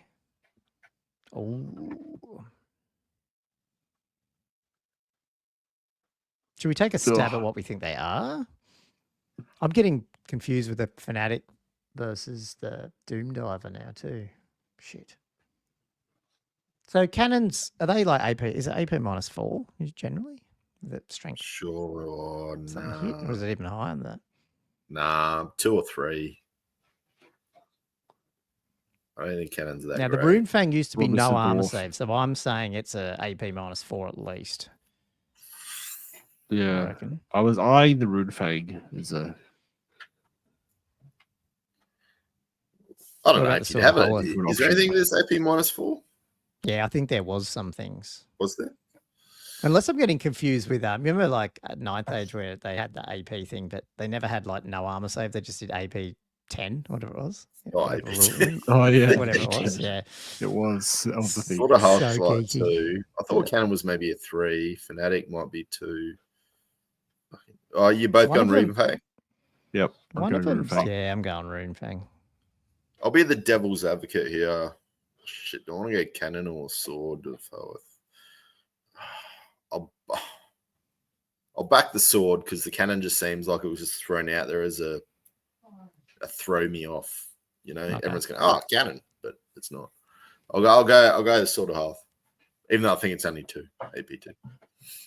Sometimes with Fanatics like 3, but I don't know. But it's only strength 5, so it feels like it should Yeah, be I know. AP. Strength 5, AP 2, but I can't remember. Well, I mean, Cetra typically is- the Fanatic ignored armor save as well in the past, didn't it? So yeah, anyway. Yeah, as well. Yeah, it did. Yeah. Cetra is known as the Conqueror, the Undying. God, I can't speak tonight. The Undying, the Imperishable, or the Upright. Yeah, The upright. Cetra is. I thought he was known by a lot more than that, so I'd say they're all wrong, but I'm pretty sure it's C. Oh, the Imperishable. That does sound quite dramatic. Yeah, So I was thinking C. Yeah, me too. So Okay, it's very well, I'm GW. C. Yeah. Very articulate. A unit that has become disrupted. This is the one that you always get confused on. Unit that becomes disrupted. No, I Can't hate claim this. an initiative bonus for charging. Or can't claim a rank bonus, B. Or C, can't claim the benefits of any weapons that require you to have charge, C. Or D, must make a panic test. Okay, so it's not C or D. It's just one of those first ones. So disrupted or disordered. I think it'll be B. Is it Yeah, I think disrupted? Pretty Does it sure make bonus? it's B, and it's the disrupted one is like if you're charging into a forest Yeah. or something. Yeah. Whereas the other one's disordered where you don't claim initiative, and that's like over the top of a wall, or like if you don't line up properly. Is that one? Yeah. If you don't want those Yeah, funky you can't close the door. Yeah. I think is another one. Okay, so we all went B on that one. Cool. And in which of the following situations does a unit not need to make a panic test? The unit is charged in the flank. A unit within 6 inches falls back in good order. A friendly unit flees through it, or the unit falls back in good order through an enemy unit. Oh, he's trying to be tricky here. He's trying to be tricky. So he's trying to hide Now he's getting flea. me a bit. Yeah.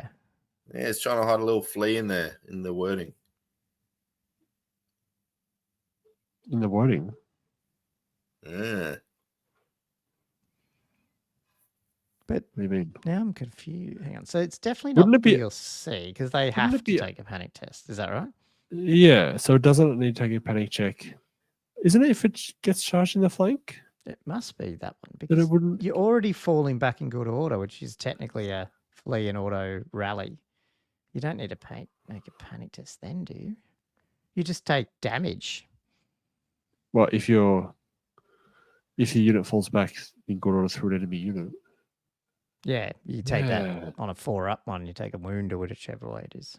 Yeah, why would you be taking a panic check on top of that? That's a good Well, you question. can't take a panic if you're already fleeing, can you? No. Yeah. So is it a unit's charged in the flank? Oh, Do you well, always it's have to not take really a panic fleeing, test for that? though. Like a falling back in good order, is that really a flee move? Well, it's a I thought flea it move counts with an as a auto flea. rally. Yeah, it's a flea with an auto rally. So that does all the same flea rules. I think it's just everyone forgets to do it. So you're saying you have to do that? What? The D. The So- unit falls back in good order through an enemy unit. No. I just when Well, when it flees, I don't think people class it as a flea for a panic. Right. Okay. Because most people are like, oh, it's just falling back in good order. They don't think of it as like a flea. Where else I think that's where people are starting to pick up on it now that like it's Yeah. classed For you mean for B? Like other people need to take panic around you even if you fall back in good order. Is that what you mean? well, that's what I thought he was alluding to. Because it's a flea with an auto rally, but because it's a flea, isn't it classed as a flea? Yeah, but he's saying in which of the following situations does a unit not need to make a panic test? Yeah, it does not. Yeah. Yeah, so the unit falls back in good order. It doesn't have to take one because it's already fleeing. But a unit within you, 6 inches, falls back, has to. So it can't be B. It can't be C. A friendly unit flees through it because you do have to take a panic test then. And so I can't remember. Do you have to take a panic test when you charge in the flank? Does it matter what side? I didn't even know that was. I can't remember.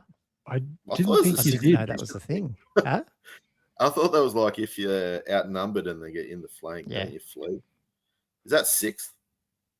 In 6th ed, if you get charged in the flank and you're in combat, you take a panic check. Yeah. I just thought there'd be a lot more conditions. So that's what I'm saying. It might be A, but then I don't get D. So Yeah, I was going to say A because that to me doesn't have any conditions either. Yeah, I was going to say A. I suspect D does need to take a penny check in some way. Do you? But then how do you even do that? Because you're already falling back. I feel like this conversation is going in circles. Yeah, okay. Let's just go A. Oh, look, he's tricky this time. He's put a collapsed thing so we couldn't see the answers. There we go. It is A. Charging the... We got that one. Yes, charging the flank. Okay. So does that mean you don't take a penny check if you fall back in good order through an enemy unit? That's the implication, isn't it? You don't take one, no. No, that you do. But you do. Oh, that you do. Yeah. Oh, that you do. Yeah. I'm confused with that. Apparently, you do need to take a penny check. You have to go back and revise our curriculum. Right. Okay. Well, we'll have to look at that because I don't understand how that works. Yeah, because who's taking the panic check? Because you're already fleeing, like you said. Yeah. But I don't know. I don't know. What are the other answers? Where do you run away from? Cool. But Sean is the guru. He requires a video of I won't question Sean. Clarification. Yeah. Yeah. That's a weird one. Okay, so the other ones were B. So Baston. I think that was Andrew. Baston. Oh, well done. Baston. Then we had B again. Fanatic, ball and chain. Fanatic. That must have been a -4 or -5. I don't know. That's a good question. Pretty high. We should have worked out what it was. C was, Saturday Imperishable. Impenetrable? Yay. So I only got one. So yeah, Unit we're that's both on become one. disrupted is B. We got that one. Yeah, and then we got, I don't know if we got A or D. I think we was talking about A, but I think I might have even thought it was the other way around. So Did you say D? I was at A. I thought A had too many conditions to say that you always had to like take a panic test, because I thought if anything there'd be conditions on the size of the units and stuff. But then I didn't get D. Still don't get D. I'll have to go and reread that again. No. Yep. Does that mean you just panic straight away? I don't get that. Look that up while we're looking. Anyway, thanks, Sean. I think I got like 2/3. Oh, sort of hole. AP -2. What's AP -2? Sort of hole. Oh, sort of hole. Yeah. What's the rune fang then? I'll have to look that up. Maybe look that up later. Cool. Okay. What are we getting on to? Who wants to intro the topic, even though we sort of did at the beginning of the show? Do I need to get the burst? Oh, yeah, root fang is -2 as well. Is that all it is? That's shit. That's all it is. Yeah. Poor Empire. Poor Empire. And where are we? Let me get my wording. Oh god, I've gone too far. Gone too far. All right. Units that we'd like to see, but we don't. So we're going to all pick our favorite units that we don't see, but we would like to see. And then we're going to give our reasons behind them. So like units basically that are not unplayable, but just not in the favor of the dice gods currently and don't see a lot of playtime. So yeah, there's definitely a lot out there with current meta, but I've had too many. Oh yeah. But probably just our favorites, and then maybe we could say why we like them as well. I'm assuming we're going to pick stuff that we like and just don't see. Yeah, I think so. Did you? I know Josh hit some up. I've got 3. Did you want to go, Gommo? Yeah. Have you got yours yet?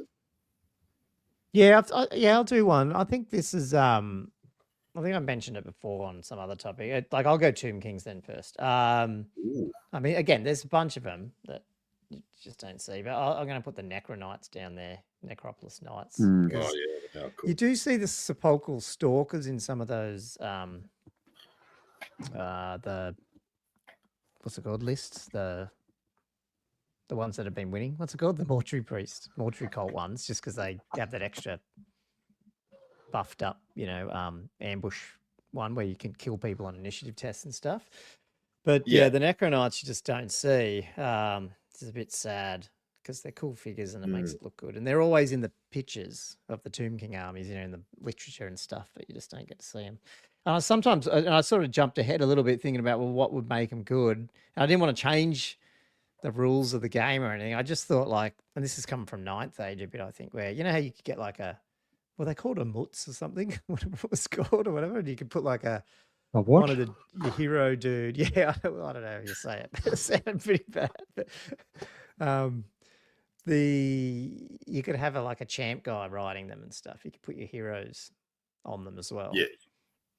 In 9th Age. And I thought that'd be pretty, like, I don't know if it'd fix Necronites, but if you could like take a herald or even just a tomb, maybe not a tomb king, but a tomb prince or something, and you could ride a knight. Yeah, that would be cool. That'd be really cool. Necropolis knight.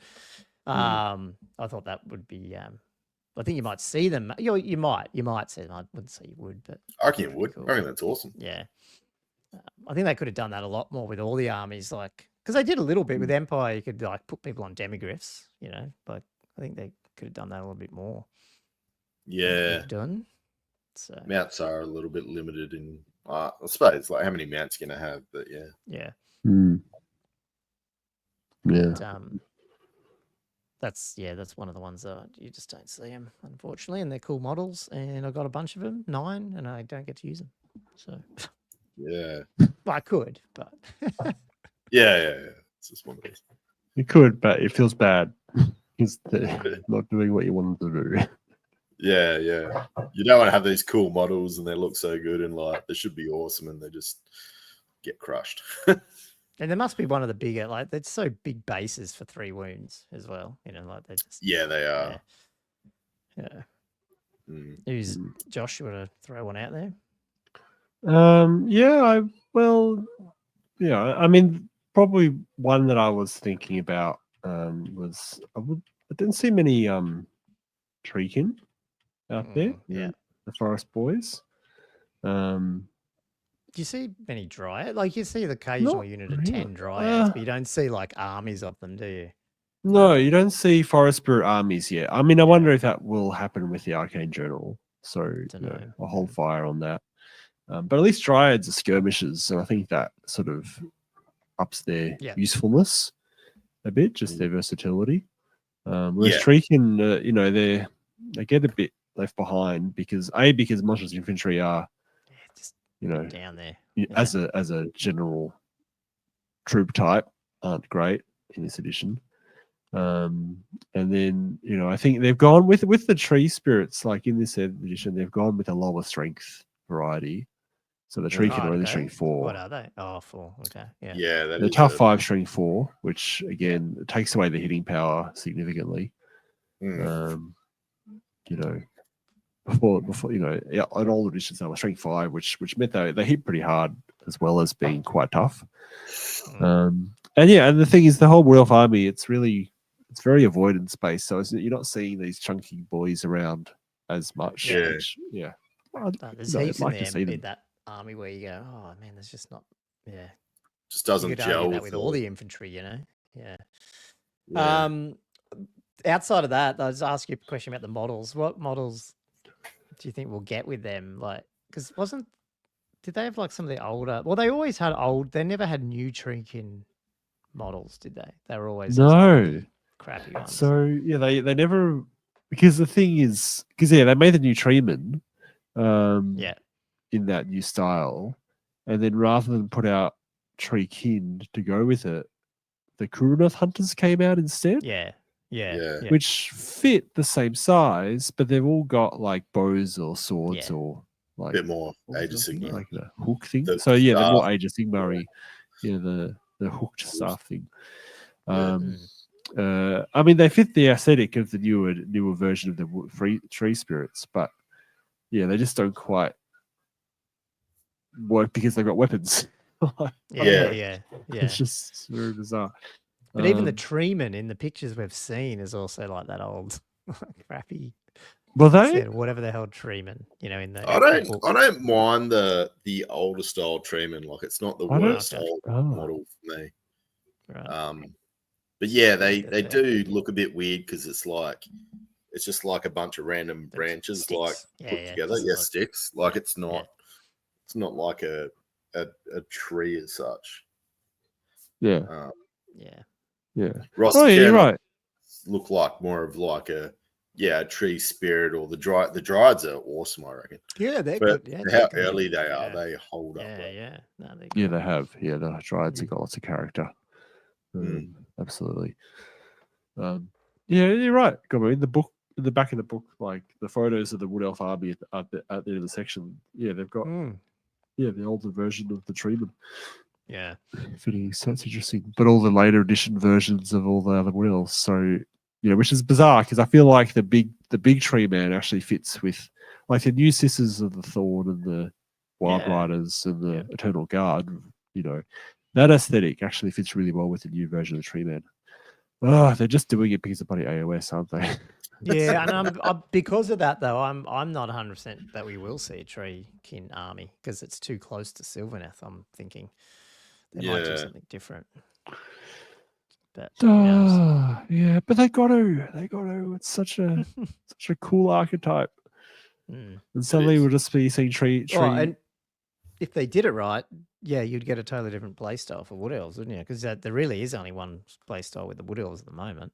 Yeah, I think some of these other armies have different ways to play, but they don't. Yeah, you pretty much see one list. And that's it for the Wood Elves. Yeah, Dragon, and then some shooters, and then the Sisters of the Thorn. Yeah. So that's ripe for some expansion. I'm looking something up. I'm getting my. All right. Were you thinking of a Wood Elf list too? Well, I was, but I'm going to change that now because Gommo hit the nail on the head that the. I didn't mean to say that because I said it and then I went, oh shit. No. Yeah, the playstyle. So I was going to pick Wildwood Rangers, which I love the models. I love the concept, and they're freaking awesome. They got some good rules, but like you're saying, the playstyle doesn't quite hit it. So what I'm going to do is change my selection. I've already pre-selected one before, but I bought this out. I was just going to have a look at the base size. I bought out a little demonstration of cool. The Black Coach. The Black Coach. The Black Coach. This thing does not see anywhere near as much play time as I think it should. I love the idea of the Black Coach. I love the model. I didn't like the mounts, so I've actually changed them with Hex Wraiths. X-Wraith ones, right. Yeah, just because the mounts, like the old. That's got a freaking awesome new model too, doesn't it? Like that's yeah. And I've seen people convert it where it's actually still on a base, but it's like that's what I was going to do because good luck to you putting even this model on a 50 by 100. So 9th Age, this was modeled for that, and they actually put it where you could take it out to 150. Right. And that's what this is because the coach is just so long. And then by the time you put mounts on it, like 100's like, like there sort of thing. So it's anyway. That what's like, I don't know anything about it. Like, what's the rules sort of in the book? I mean, I think we've already done an review, but I can't remember. Like, they're not. It's not terrible. As in, just like, the Mortis engine and the screams are just way better. There's just other things, and it's all right. So you could, you can go ethereal and get around the back and do whatever, but it's got the D6 plus 2 impact hits, and then after that you got nothing. You got old mate on top doing 2 attacks. You got the horses doing 1 attack. It's and how many points? It's got the impact hits and 205. Yeah. Oh, so it's not. See, once you get over that 200 mark, you got if you're not, it's like it's you got to always compare it to a Necrosphinx. It's like you're better than a Necrosphinx at that point. I don't know. Take a Necrosphinx any time over this. It's just Anyway, interestingly, looking at the rule, the Spectral Scythe ignores armor saves entirely. Yeah, but he's only strength 3, weapon skill 3, so he's got I'm not saying he's any good. I'm just saying I didn't realize that was still in the game. Ignores the armor save, yeah. Like more armor penetration than the Rune Fang. Yeah. It does have some pretty cool rules because, it's Terra, but Terra's not as good as probably what it used to be. And then so it's close order, and it gets the close order because it's heavy chariot strength, whatever. Yeah. So it's got some kind of cool stuff, but it's just, to me, it's not. It's kind of like hitting something and just stopping there. So unless you got a really weak target, you're not going to be sort of making those. I didn't realize like it was so reliant on its impact stuff. Yeah, it's just that stuff. It's pretty terrible. Yeah, I just like it because it's cool. It's a really cool. It's a cool model. Yeah, it's a cool model. Yeah. And I like that. I can't remember what that is. It Monstrous Encounters, whatever. They've been downloading some of their 3D prints, and they've been doing the vampire range, and they're all like the old school. And even the designs of their, like, I won't say boxes because they're not boxes, but they look like the old 5th Ed boxes. And they've got the full vamp. They've got the dark coach. It looks almost. I don't know how they're getting away with it, but they almost look like full clones of all these G-Dub ones. But old school, yeah. It's making me want to print a whole army of them just for the sake of it because they look pretty cool. I've got a bunch, but then they're all sort of. There's a bunch that the problem is they're infantry, and that's the problem. So I don't know if that's just that's just the thing, isn't it? I want to do more than just another one, so maybe I'll lump all these together. No, actually, I'll do the infantry one last because that's a bit boring. This one's a little boring, but it opens up discussion. So Pistoliers, right, in the Empire. No one takes them because Outriders are better and Pistoliers are impetuous. But obviously they're awesome models, even though the Outriders are too, so it's the same, which is, you still see them, which is good. But it got me thinking about, and it was funny because in 8th, I only saw Pistoliers, you didn't see Outriders. So it's funny how they can't like get this thing right where, like both options are actually viable to use, which is a bit crazy. But it got me thinking about impetuous and whether or not what would fix them, or I like the idea of having these, and you're the same with some of your troops, I think, aren't you? With the Bretts, Josh, with the is it the Errantry Knights are impetuous? Yeah. Is that the only ones? Yeah, the other says impetuous, unless you take an Errantry war list, in which case most of the list suddenly becomes impetuous, which is a bit of a problem. But I was wondering because I like the idea of something being sort of like, I don't know, a little bit younger, a little bit like, you just, they're usually good, but sometimes they might fly off, and do something crazy because they just want to get into it. So I like, even the Pistoliers, I don't mind having this rule. But on this, and then the Orcs obviously have it, but then it's a bit weird because it's like they just tried to replace animosity with it.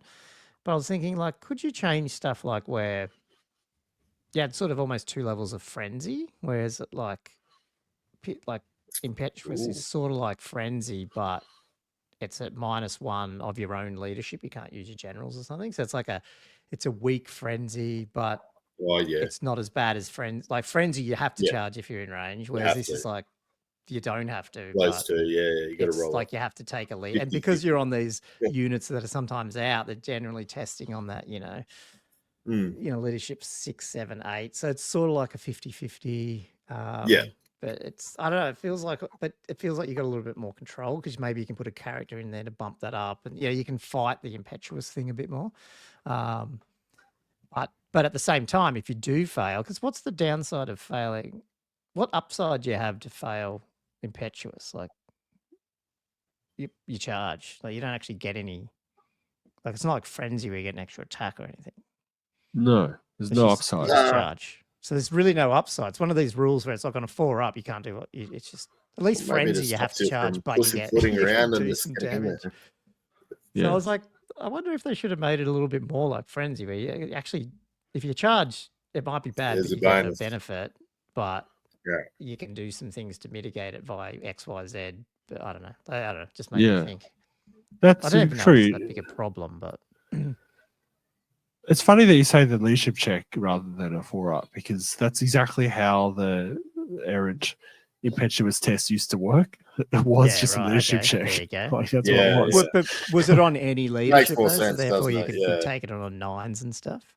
Yeah, so you can have your general nearby, and they're like, "Oh, yeah, I'm going to calm down." I'd almost like change this to say if you're impetuous, then you could do. It's on your own but then, leadership, or like you could have someone in the unit, but it has to be just that unit. Yeah, but the air entry banner was -2 to the test, but it gave you extra strength on the charge, so they could fiddle with that. And then the old air entry war list that was in Storm of Chaos was like they added in a whole bunch of extra negatives. So like if they were in 6 inches of a damsel or they were charging a dragon, you got extra minuses. You know, like it was great. It was hilarious. Yeah, well, they're showing off. Like, that's the thing. I feel like it's cool to have a negative rule, but you have to give some positives. And I feel like with that one, it just was like straight up negative in a way. You know, unless you always be charging and you've got an army that just does it, then it doesn't matter as much. But I feel like.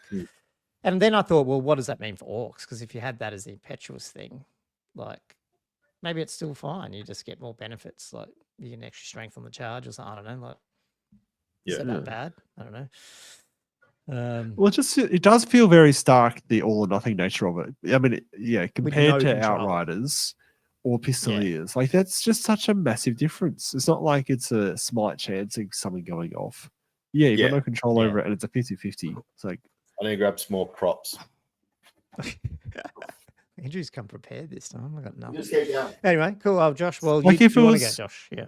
Oh, sorry. Yeah. Yep. Still going. If it was a leadership check, and you could mitigate it, you know, and maybe Orcs and Goblins, they would have a slightly, you know, they would have a natural -1 or -2 or something to leadership check so that was harder for them to mitigate it. So I don't know. Like there's you could make it quite a subtle rule, whereas the 4-up just seems very simplistic and very punishing to certain units where they've got the rule for a bit of flavor, but it just makes them useless.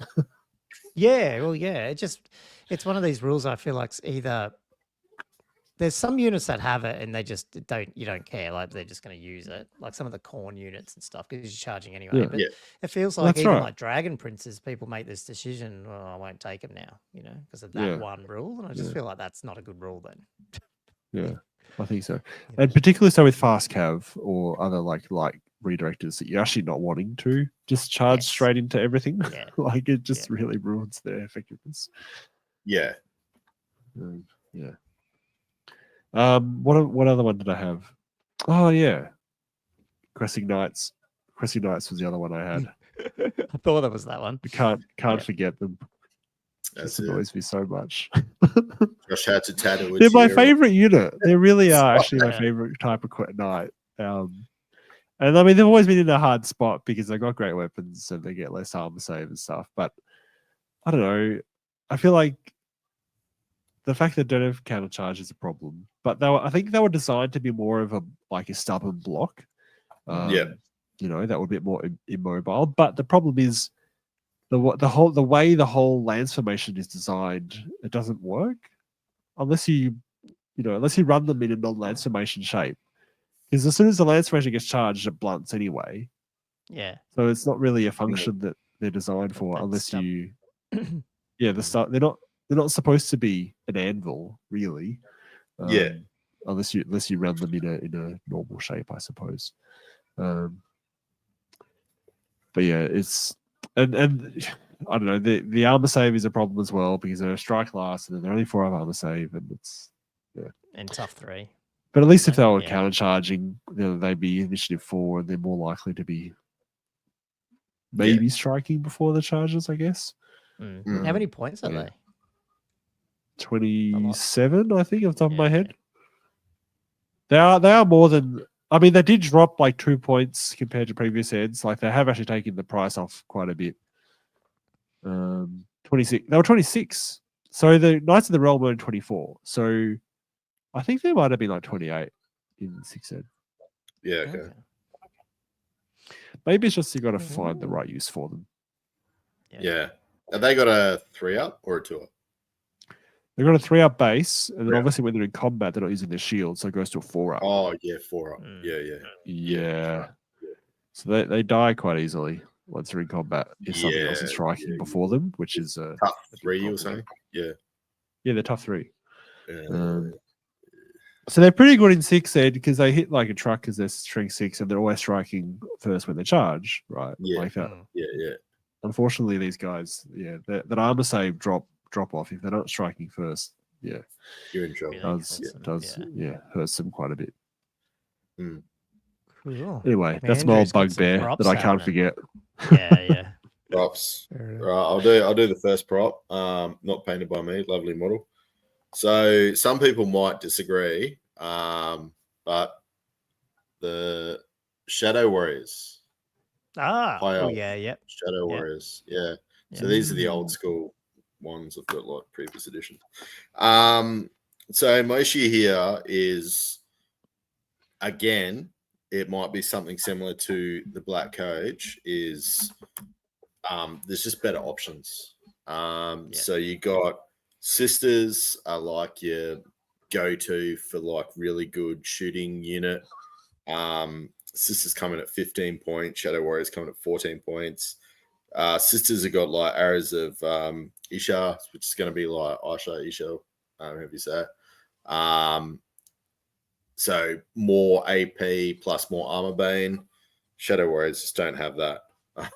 So they're just, to me, they're like, I don't know. It's kind of like that fluffy unit that seems like it should be a little bit better than what it is. So Shadow Warriors like skirmishers and scouts, which are really cool, but they're ballistic skill 5, which is good, but I just feel that for 14 points a model, I don't know, just with a bow, you're just not throwing out a hell of a lot of. You always got something on a flank that's going to be dealing with that sort of unit. It's like a shit Waywatch. I had the Waywatchers as a second on the list. I was wondering about the Waywatchers. They were just awesome. They're a shit Waywatch, and you don't even see the Waywatchers. Waywatchers, yeah. And I don't know if it's maybe because on Waywatchers, obviously they're just overshadowed probably for. Well, you need to take that character. I think you even take them, don't you? Is that what they have? I think you have to take the Waystalker to get Waywatchers. Yeah. I think you need to take a Waystalker to unlock them. Yeah, you're right. Is dumb. But on top of that, that's pretty dumb. They just take more eternal. Yeah, they just take more normal archers and just shoot. So I feel, but the Waywatchers have got cool stories and cool, like the look of them and how good they should be. I feel like I'd like to see them, and that's what I thought too. The Shadow Warriors as well, but yeah, well, Shadow Warriors have got a kind of like a cool little backstory, like they hate the fucking Dark Elves. They're like always venturing over and sort of like raiding them, and they almost seem like the High Elf Dark Elf sort of thing, but. Yeah, I just wish they just had a better. You can take characters with them, but if they take the Shadow Warrior, whatever it is, the special rule, the Shadow Stalker, but then it's almost like you're putting more points in the unit. Do you need to take? Yeah, do you need to take? You don't need to take that guy to unlock them, though. Like no, it's just they can be joined. Yeah, it's just one of those sort of like. You know how, obviously, you guys know how good characters are here to specially buff a unit, but it's sort of one of those things like, even a character with shooting, unless they've got like some real kick-ass weapon, I mean, at the end of the day, like, what's it going to do? Like, especially the Shadow Stalker, it's not good in combat. He might give you a few extra shots, but any half-decent unit's going to take him and that unit out, and it's going to be a very expensive exercise. Yeah. Did I? I mean, they are 2 points cheaper than Waywatchers, and Waywatchers don't get a huge amount more rules than them. They got Ignores Cover, I guess. But all the special stuff that Waywatchers get, you have to pay more for. Have they got the bow? Yeah, but you get the bow and you get the. We can get those arrows. Yeah, you got to pay for the arrows. Yeah. So then they go to 18 points each when you get the -2 AP arrows. Yeah. And if you want to be ambushes, it's another point, and suddenly they're almost 20 points each. Which is very expensive. I don't know who take ambushes on a unit like that. You pretty much want it from the start. You want to be shooting, don't you? You don't want to. Oh, yeah, sorry, scouts. Yeah, no, sorry, I mean, yeah. Yeah, you're right. Do you think some of these elite archers would be seen if they had to bump in VS? Like, because what do you mean? They're already BS5. Like, how much? Yeah. Well, this is what I find funny about Old World. One of the first leaks we got was there's a BS6 plus higher chart, with the whole 2+ roll a 6 and then 2+ roll a 5 up. And then all this. And then we looked at BS and there was still very few things completely irrelevant. Skill 6 or up. Yeah. So I was like, there's this whole section, and then there's a whole rule about the second roll is not modified, which is actually kind of interesting. So like, if you're a ballistic skill 6 at -2 to hit, you're hitting on 4s. And then if you miss any of those 1s to 3s, you get a roll of a 6 and they hit again. You know what I mean? Like it's a re-roll, but on your misses. But that doesn't have any modifier. Do you know what I mean?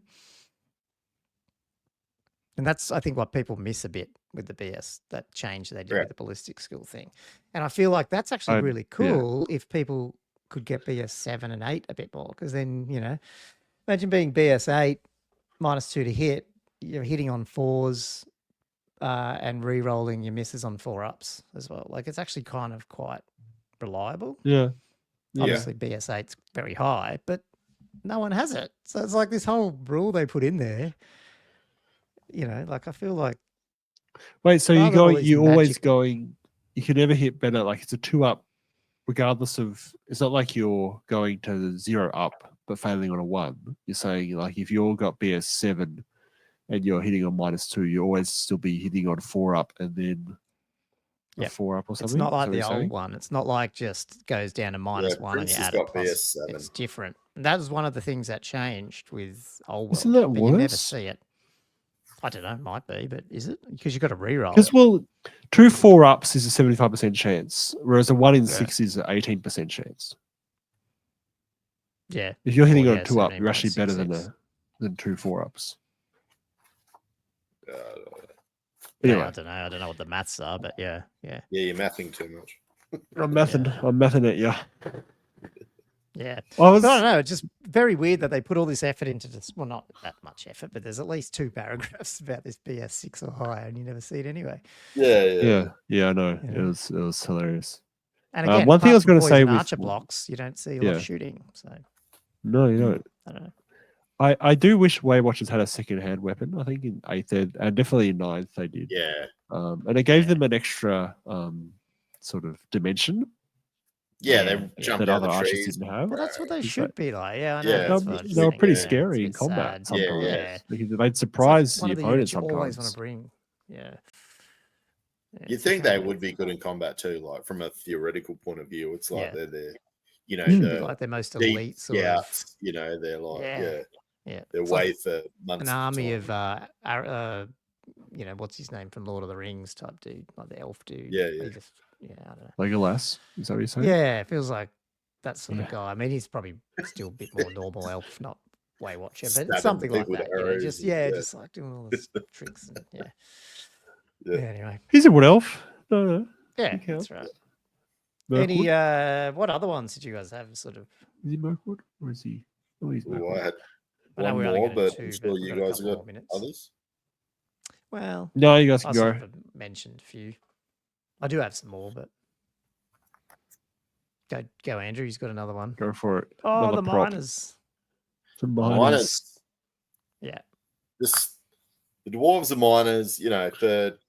It's just this thing that's like, oh, you can ambush and you got to do this. Yeah. You never see them. I've never seen. You've got a whole bloody expeditionary force which had a miner cart and some rules, and you still don't see them. Nobody takes one. So, about that, the fucking blasting charges, strength 3, AP 1, armor bane 1, flaming attacks, quick shot. It's 2 points per model. So, all right, your miner's already coming in at 12 points a model. And then they're, ballistic skill 3. They don't have dwarf crafted, so you're not getting that stand and shoot fucking bonus. And I mean, range 6, you're not going to be firing these things at anything else but a charge. So you're hitting on 6s. I mean, what am I paying 2 points for that? I don't know. It's just for me. We're getting pretty negative with our last few episodes when we're critiquing Old World, aren't we? What are you doing? They need to get another Arcane Journal out. They're starting to get grumpy. Need to get another Arcane Journal. No, well, there's we're too getting many grumpy. strong things. I just want to see these guys. Yeah, it's just one of these, you know. It just seems like a classic. But ambushes as well. They're just so unreliable. Yeah. You know, I'm just going to have this movement 3 unit just ambush and just not even be able to catch the army it's trying to catch up to. So that would be the best thing to just not, you know, just don't engage it. Oh, I'm just going to move forward. What are you going to do? So, yeah. Well, that's the thing with it. Yeah, I know. It's like when I brought those Doom Seekers out on the side of the board against Cam, and they're like, still can't get anywhere because like branches. I mean, just quickly with infantry, I won't go down. Well, we're not going to discuss the whole problem with infantry, but I think then what it's led to is like even the Knights on Realm on foot, you don't see them. Awesome new models, never see them. They are, Empire, you don't see great swords. That's actually a really good point. You know, you do see them. I have seen lists with that incorporate them, but I haven't seen them on the table.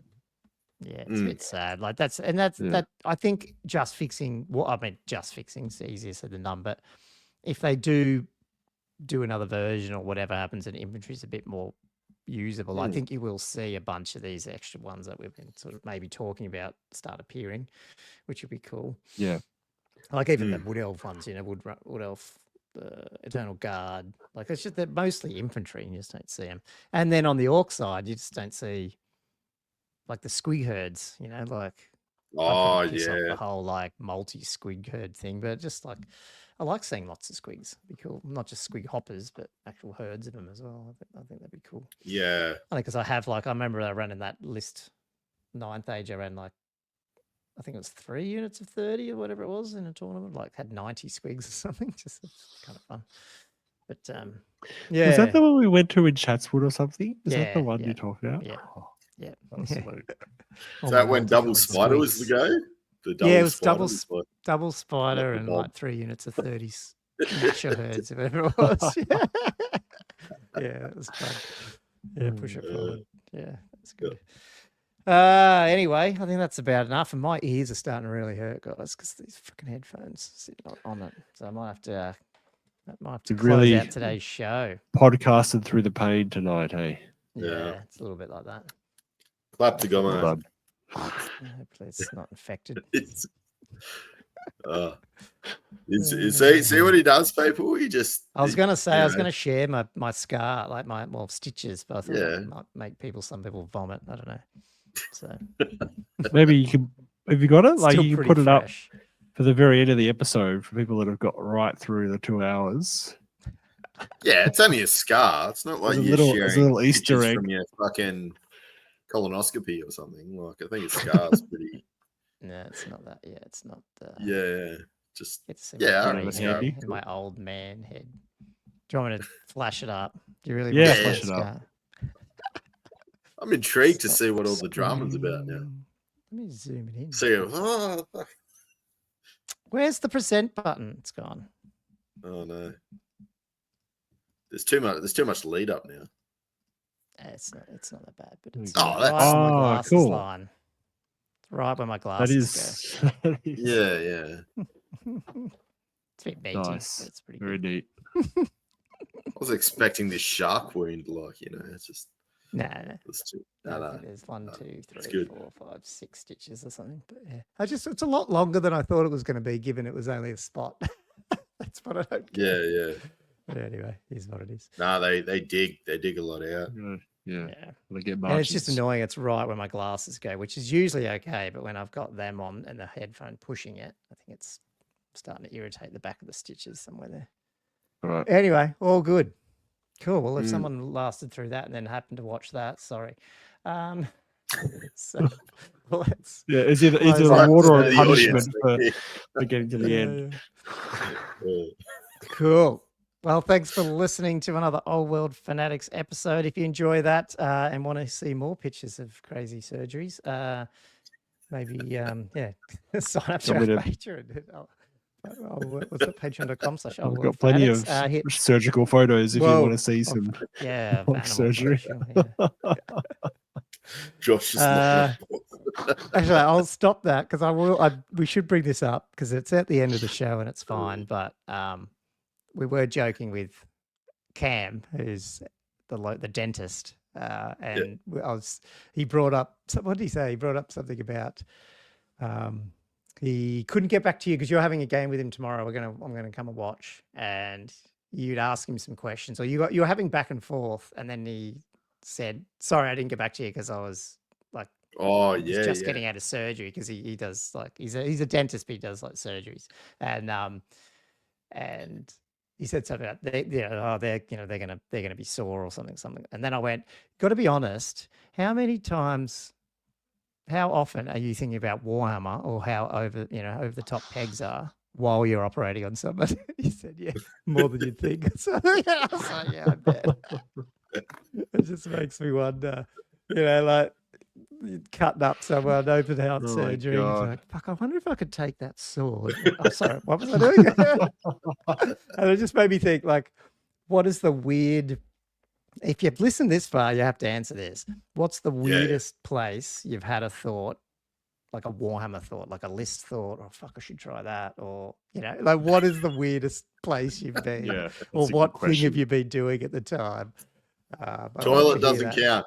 Toilet doesn't count. No, that's pretty normal. Yeah, like it has to be some bizarre thing. Like bungee jumping. Probably happened in the middle of it's got to be getting amorous with each other as well. But I just like to hear some other weird things, or if it's a weird work thing. So I'd love to hear, providing no one gets incriminated by it. Just like love it. It's a good question. That is my question to you. But anyway, that's enough for the show. If you if you, like I said, hit like, subscribe, leave that comment about that, and until next time, guys. We'll see you on the next week of Old World Fanatics. Cheers, guys. Yep.